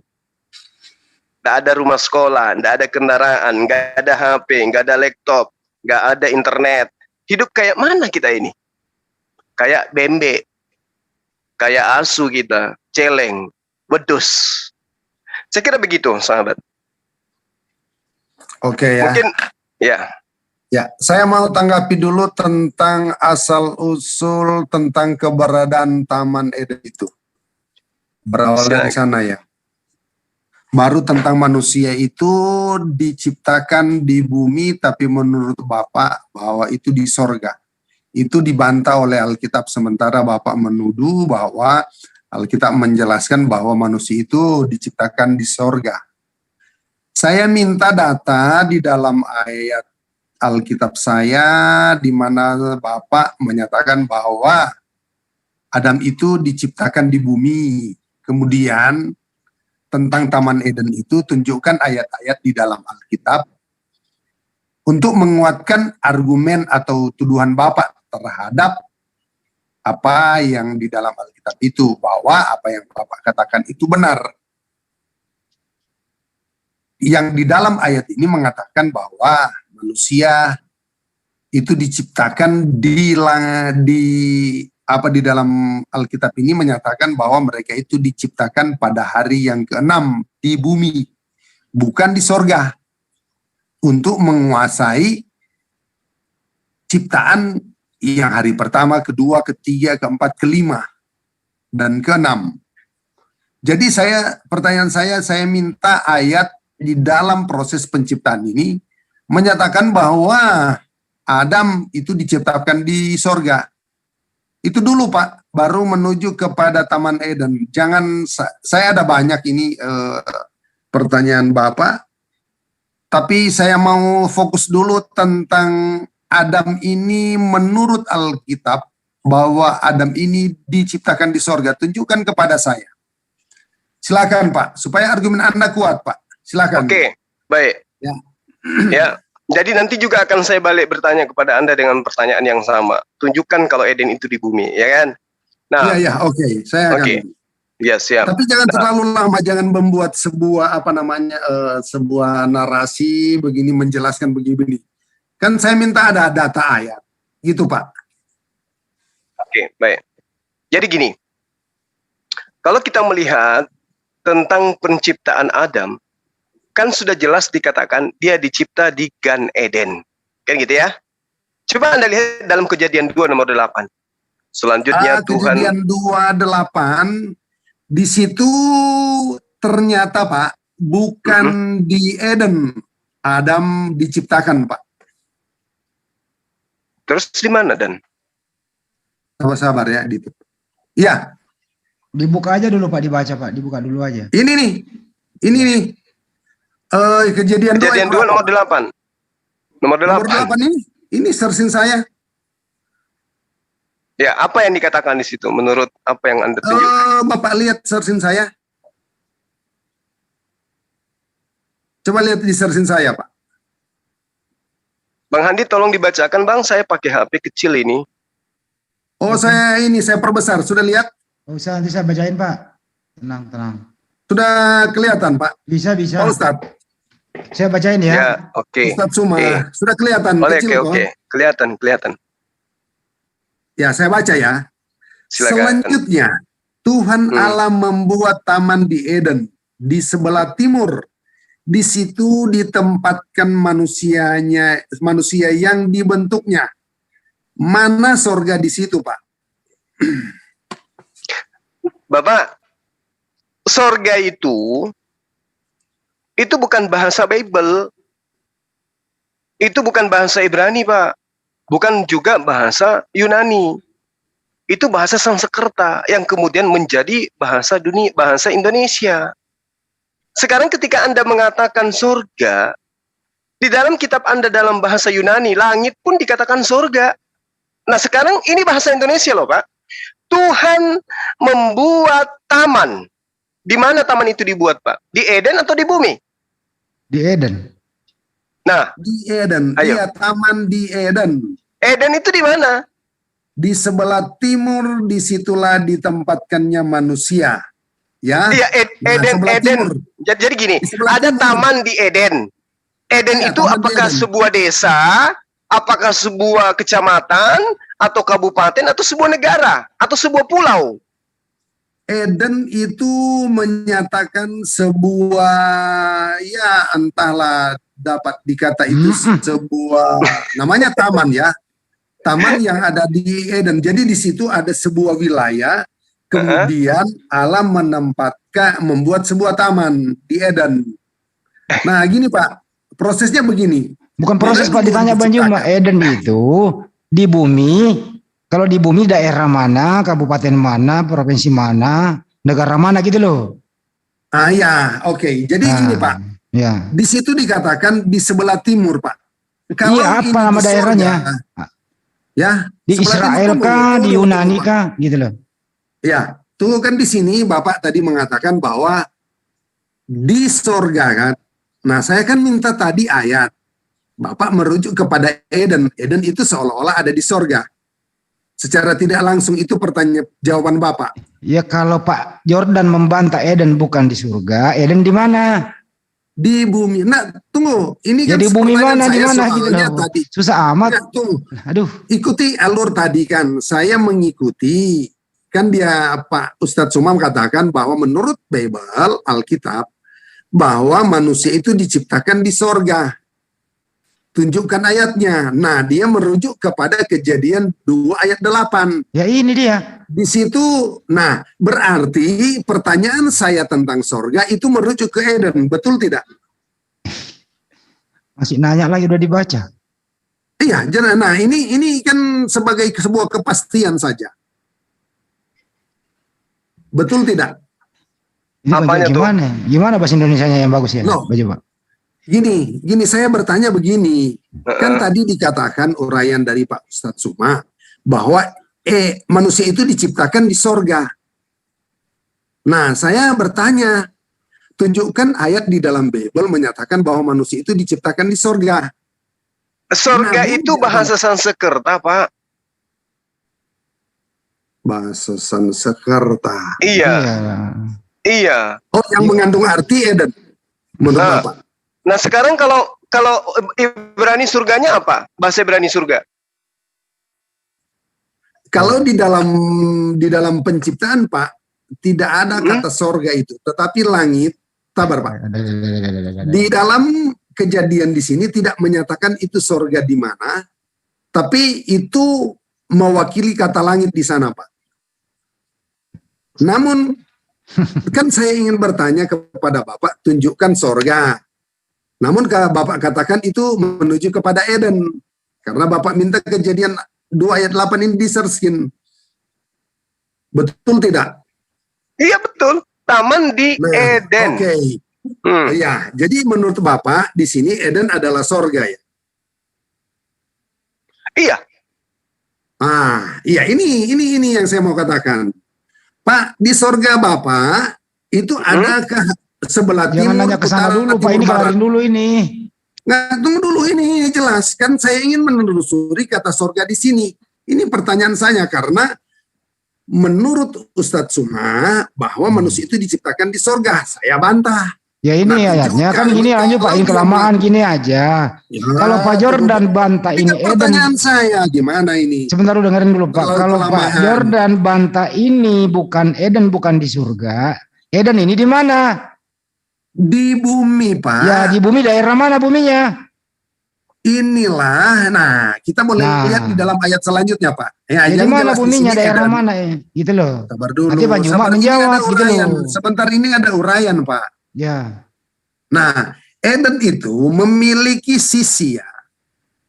Di situ di sebelah timur itu di sana dibuat taman.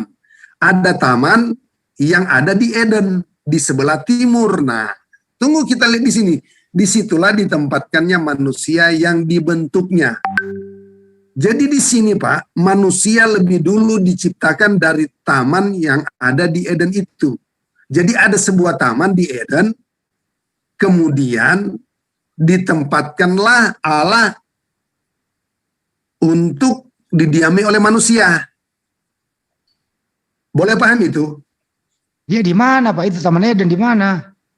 Lalu Tuhan Allah menemukan berbagai pohon dari bumi yang menarik dan yang baik untuk dimakan buahnya. Dan pohon kehidupan di tengah-tengah taman itu.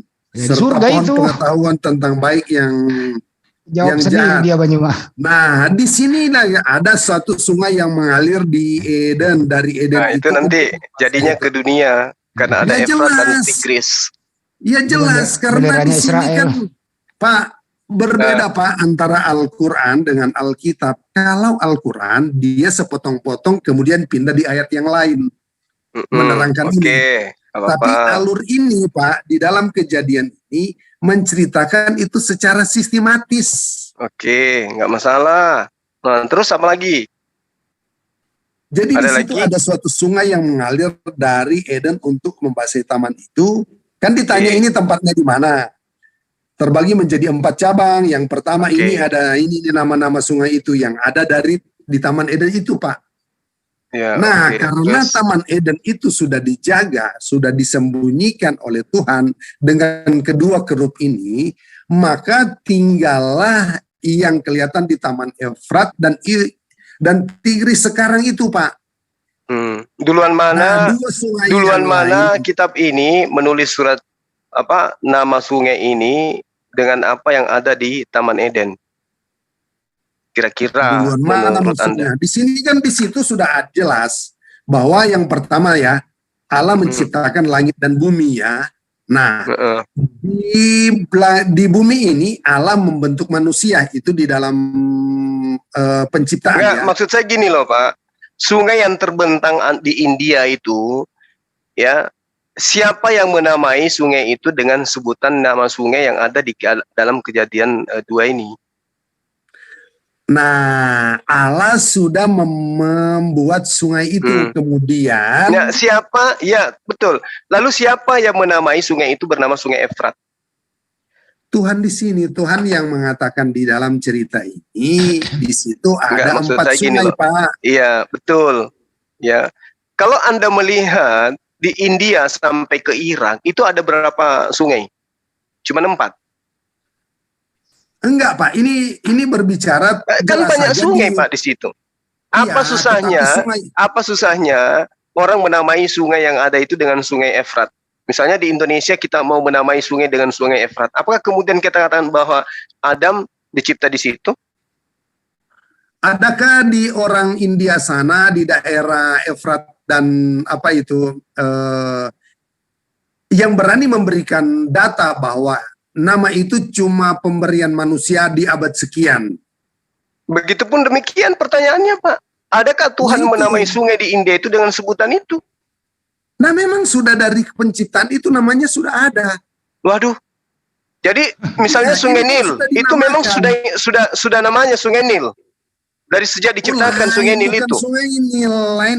Jangan kita membahas yang ini, Pak. Ini yang apa? Oke, baik. Inggris dan Oke, saya Efrat, paham. ya.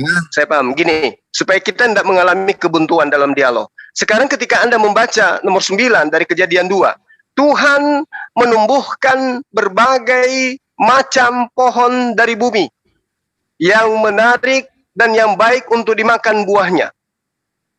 Sekarang saya tanya kepada Anda, wilayah mana di atas muka bumi ini yang terkumpul berbagai macam tumbuhan yang ada di seluruh pelosok bumi pada satu titik? Di mana itu, Pak, terjadi? Di daerah mana itu? Semua pohon yang kemudian segala macam buah-buahan itu terkumpul dalam satu wilayah itu. Di mana itu, Pak? Oh, Pak, Bapak tidak paham itu kata bumi di situ. Lalu Tuhan Allah menumbuhkan berbagai pohon Mas, dari Pak Jordan bumi, ditanya Pak. tapi aduh. Ini bumi. Iya, Yang jadi menarik Tuhan itu dimakan mengambil pada semua macam-macam berbagai macam tumbuhan dari bumi. Bumi ini luas, Pak. Diambil dari Iya. Indonesia, diambil dari Malaysia, diambil dari sini. Lalu kemudian digabungkan di dekat Sungai Efrat itu. Itu di mana itu, Pak? Ada pohon buah-buahan, ada semua di sana terkumpul. Ada kurma di sana. Ada buah apa yang ada di Indonesia yang tidak ada di India. Ada semua di sana. Ada pete. Ada pete juga. Oh ya, ada pete Ya, kalau di ada sana. jengkol. Jengkol. Nah, ada nggak, Pak, itu wilayah di sini? Nah, itu kan di ayat 9 kan dikatakan begini. Di ayat 9 di situ berbagai pohon dari bumi ya, Pak. Jadi bumi itu kan luas. Jadi di sepanjang daratan itu diciptakanlah berbagai macam pohon, Pak. Jadi jangan Bapak menyatakan bahwa bumi ini coba seperti suatu tempat titik kecil, bukan. Kata bumi ini kan itu ada laut, ada. Pak Jordan, izin bentar, Pak. Biar cepat. Itu ada apa arti pohon pengetahuan, Pak? Lari ke situ, ini belum selesai. Itu pohon pengetahuan, Pak, coba. Di manakah Adam memakan pohon pengetahuan, Pak? Ya jelas di Taman Eden itu, Pak. Di sini ya. Oke ya, kita runut dulu dari ayat. Pak, di mana tempatnya pohon pengetahuan, Pak? Di mana itu aja dulu? Iya, tempatnya itu sudah jelas. Di mana, ayat Pak? 15. Di mana? Ayat 15 nih. Ya di mana? Tuhan ada makan pohon pengetahuan di mana, Pak? Itu dan menempatkan dalam Taman Eden untuk mengusahakan dan memelihara taman itu, Pak. Di mana, Pak? Di mana ada makan pohon pengetahuan, Pak? Pohon pengetahuan itu dikatakan oleh Tuhan bahwa itu sudah dijagal. Ya di mana ada makan pohon pengetahuan, di mana? Di Taman Eden lah. Mereka makan di mana? Di Taman Eden itu surga atau bukan? Ada Eden dan di Eden itu Taman ada Eden, Pak, Taman Eden itu surga atau bukan? Bukan, di bumi. Bukan. Surga kok. Jadi Adam makan ilmu buah pengetahuan di bumi. Di bumi lah, di bumi ada namanya daerah yang disebut Eden. Jadi Adam diusir. Itu, tunggu, Pak. Aduh, gimana nih Pak Nyuma ini? Enggak ada panjang nih urusannya nih. Enggak apa-apa. Iya, berdasarkan di dalam cerita ini bahwa pertama Allah menciptakan langit dan bumi, kemudian dibentuklah manusia. Kemudian Allah membuat Eden. Di dalam Eden itu ada taman. Taman itu disebut Taman Eden dan ditempatkanlah mereka itu di dalam Taman Eden. Bukan Taman Eden, Pak. Taman di Eden. Ini ceritanya. Taman di Eden, Pak. Kalau Taman Eden dengan Taman di Eden itu beda. Nah, sekarang kenapa tidak dikatakan taman di bumi? Bukan, karena di dalam ayat 23, Pak. Ini bunyinya sudah begini, Pak. Ini Bapak baca ya. Kan di dalam ayat berapa tadi ya, yang Bapak katakan tadi itu di dalam, aduh sabar. Saya sudah kelewatan tadi ini. Tadi Bapak katakan di dalam Kejadian 2 ayat 8, di situ taman di Eden, betul tidak? Ya, Nah, taman di Eden berarti ada bumi, kemudian ada Eden, baru dibuatlah dibuatlah taman. Nah, di dalam ayat 23 bunyinya sudah lain, Pak. jam yang lain. Masa mau sama? Terus, Iya, namanya ini, lalu berkatalah manusia. Sorry Pak. Di dalam ayat berapa? Oh sorry, di dalam Kejadian 3 ya. Kejadian 3 ayat yang ke-20. Jawabannya ada Empat. Kejadian 2 nomor 9 dan seterusnya, Pak. Kejadian 3 Pak. Tadi kan di dalam Kejadian 2 Nomor 24 ayat ya. 8, sabar ya, di taman di Eden. Nah, ayat 23 dia katakan begini, lalu Tuhan Allah mengusir dia dari taman Eden, bukan lagi taman di Eden. Beda Pak, Apa taman bedanya Eden dan taman di dengan Eden. Astagfirullah. Ini jelas. Paham? Enggak paham. Di dalam ayatnya yang kedua ayat 8 dikatakan di situ taman di Eden. Nah, Eden itu ada di bumi. Nah, Jadi di dalam ayat Adam nggak pernah ada di surga ya? ayat 20, Pak, ayat jadi 3 Adam ayat nggak 23 Pak Jordan, itu jadi sudah disebut taman Eden. jadi Adam nggak pernah ada di surga ya? Diusir? Tidak, Pak. Tidak pernah ya? Iya, tidak. Oh, tidak. Iya. Gitu, Pak. Jadi kita ini gimana ini? Adam soalnya diciptakan kan di mana, tadi, Pak Jordan? Ya, Adam diciptakan di mana? di bumi. Oh, Adam Tetapi diciptakan. Eden waktu itu belum ada. Iya. Yang ciptakan Adam di bumi siapa, Pak? Ya Tuhan lah. Tuhan. Caranya Pak. Bapak, Bang Handi, bentar Ribet Bang ini. Handi. Iya, ya, lanjut. Coba Bapak ini saya sudah pernah berdialog juga ya dengan beberapa teman Kristen yang mengatakan bahwa Taman Eden itu bukan di surga. Gini, Oh, bukan di surga, di mana? ya, justru ini yang ingin saya tanya kepada saudara. Ya. Kejadian 3 nomor 23 yang Anda tampilkan Ya, ini. ya.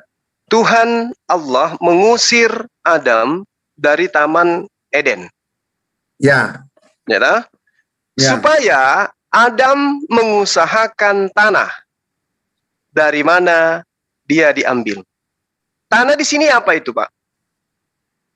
Bumi, Pak. Oke, saya ulang ya.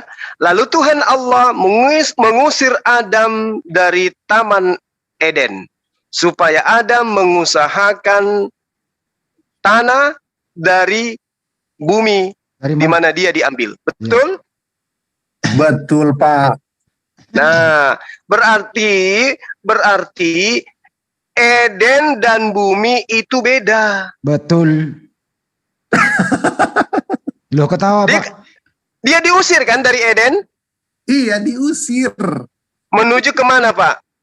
Menuju ke tanah yang dalam kurung bumi, Pak. Okay. Nah, berarti dia diusir dari alam yang bukan bumi menuju ke bumi, betul? Betul. Salah. Gimana sih, Pak? Dari bumi. Gini. Coba Bapak perhatikan dulu ya. Jangan pindah di sini aja dulu. Uraian tadi ya. Ini kan rentetan Kejadian 1 sampai aja, Pak, ini langsung ini. Itu berjelas. 23 aja langsung.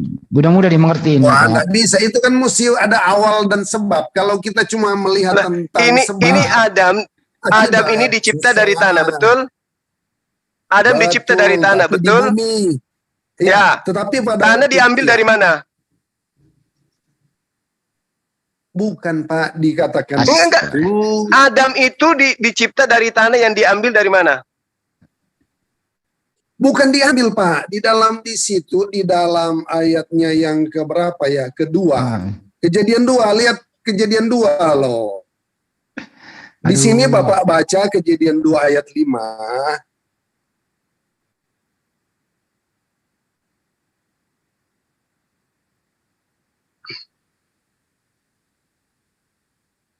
Kejadian 2 ayat 5, 6 dan 7 itu jelas ketika manusia itu dibentuk, Pak.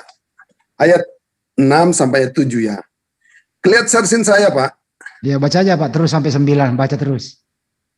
Ketika itulah Tuhan Allah membentuk manusia itu dari debu tanah dan menghembus nafas hidup ke dalam hidungnya. Demikianlah manusia itu menjadi makhluk hidup, Pak. Ya di mana Pak dibentuk itu pertama kali? Di bumi, Pak. Oke, di bumi. Jadi Tuhan turun menciptakan manusia. Oh, enggak perlu turun, Pak. Ngomong aja dia. Itu mengambil debu Pak, mengambil debu. Iya, di dalam itu ketika itu Tuhan Allah membentuk, Pak. Di situ membentuk bukan mengambil. Membentuk manusia itu dari debu tanah. Tidak dikatakan bahwa tanah itu diambil kemudian dibawa ke Eden. Bukan seperti itu ceritanya. Izin Pak Juma. Jadi di mana gue ikutin dulu aja biar cepat. Di mana dibentuk Adam? Di bumi. Di bumi. Oke, karena di bumi, hanya di bumi yang memiliki. Ya udah deal Pak. tanah, Jadi Pak. Adam dibentuk di bumi, cepat. Adam dibentuk di bumi. Deal? Ya, sudah. Di bumi daerah mana? Oh, tidak tertulis. Tidak dikenal. Baik. Itu, Pak. Baik. Oke, Adam diusir di mana? Diusir dari Taman Eden. Taman Eden di bumi. Iya, di bumi lah. Jadi Nabi Adam diusir dari tanah yang satu ke tanah yang lain. Oh, Betul? di situ sudah ada wilayah, Pak. Kata Ya, debu jadi, tanah di situ. oh ya. Coba Bapak Jadi lihat. iya udah paham. Udah paham. Ini Bapak Iya lihat paham udah. Ya Adam diusir dari wilayah satu ke wilayah lain, betul? Iyalah. Ya betul, Banyuma betul katanya. betul. Dari wilayah lain ke wilayah lain. Iya, dari Taman Eden. Eden. Clear kan? Dari Taman Eden. Ya udah Pak, udah Bapak udah jawab biar cepat gitu loh. Jadi Adam diciptakan di bumi, kemudian Adam diusir dari wilayah satu ke wilayah lain, betul? Bapak Betul, Pak? lupa ayat ini. Selanjutnya Iya, tinggal Anda betulkan ini. Saya ikuti argumentasinya biar cepat. Ini sebelum mereka diusir ditempatkan dulu lah ayat Ya. 8. Di mana Jadi ditempatkan, di sini- Pak? Ini nih, saya baca ya ayat 7. Ketika itu Tuhan Allah membentuk manusia itu dari debu tanah. Udahlah dan Pak, dibentuk di bumi Adam. Jangan diputer dong, biar cepat Bang Juma ngantuk. ayat Ya, 8, dengerin ayat dulu, Pak 8. Jordan. Ini baca ayat ini ayat 8 ya. Adam dibentuk di bumi, diusir juga di bumi. Clear kan? Sebelum Udah nggak usah sebelum, udah clear ini. Adam dibentuk di bumi, diusir juga di bumi, artinya dipindahkan ke tempat lain. Ditempatkan. Lalu di situ dikatakan, selanjutnya ini Bapak lihat sersin saya. Ketika Allah membentuk mereka, dikatakan di sini ayat selanjutnya. Selanjutnya Tuhan Allah membentuk taman di Eden di sebelah timur. Disitulah ditempatkannya manusia yang dibentuknya itu. Iya. Baru mereka diusir dari Taman Eden itu. Taman Eden kan di bumi. Iya. Iya. Terus diusir, Adam diusir kemana? Ke bumi. Iya, dari bumi ke bumi. Jadi kayak transmigrasi, Pak. Ini kayak transmigrasi nih Adam. Begitu dong, biar cepat. Karena Anda membantah gitu loh. Jadi Adam ini Bang. Masalahnya ini ayat 8 Bapak lupa. Sebelum mereka diusir, mereka ditempatkan dulu. Ditempatkan di mana? Di Eden. Eden di mana? Di bumi. Diusir kemana? Ke tempat yang lain. Di bumi juga? Juga iyalah. Ya iya, Adam diusir dari bumi ke bumi. Eden itu kan taman di bumi. Iya, taman di bumi. Adam diusir dari bumi ke bumi. Di situ kan di bumi itu ada misalnya yang disebut. Ya nggak tanya ada apa di sana. Ada yang disebut Makassar. Ada yang disebut. Iya, dari provinsi ke provinsi lah biar cepat. Nah, iya. Jadi transmigrasi udah. Iya. Ya udah Pak Juma, udah jelas dari tadi kek. Silakan Pak Juma, transmigrasi Adam di sini. Lanjut Pak Juma, clear kan? Iya. Nah. Jadi kalau begini saudara, apa sih susahnya kalau Adam itu ternyata di surga? Memang ada pengaruhnya terhadap kebenaran yang Anda anggap sebagai kebenaran dalam agama Anda? Kalau di dalam ayat ini mengatakan surga, saya setuju dengan Bapak. Tapi di sini kan taman di Eden.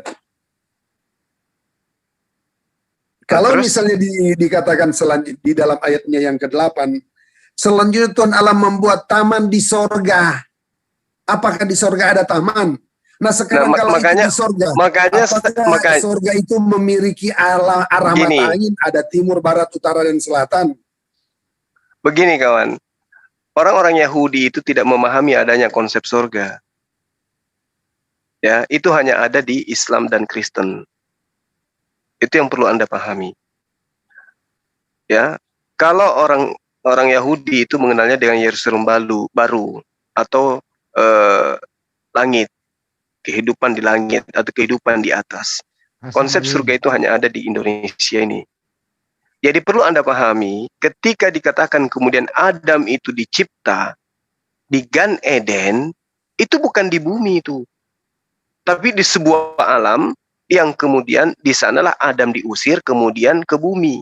Betul. Kalau Anda mengatakan Adam dicipta di bumi, diusir ke bumi, itu keliru, itu cocokologi namanya. Nggak apa-apa, Bang, Nyoba kan transmigrasi. Nggak bisa, Bang. Nggak bisa.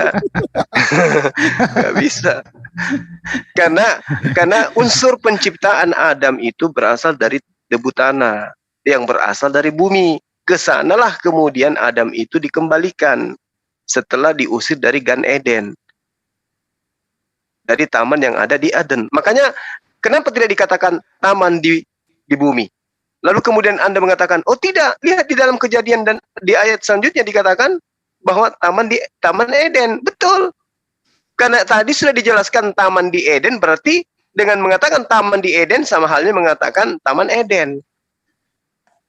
Gue pengen ketawa transmigrasi. Ya. Apa deportasi, dideportasi. Deportasi, Adam deportasi ada. Iya, dideportasi kan mereka dari bumi.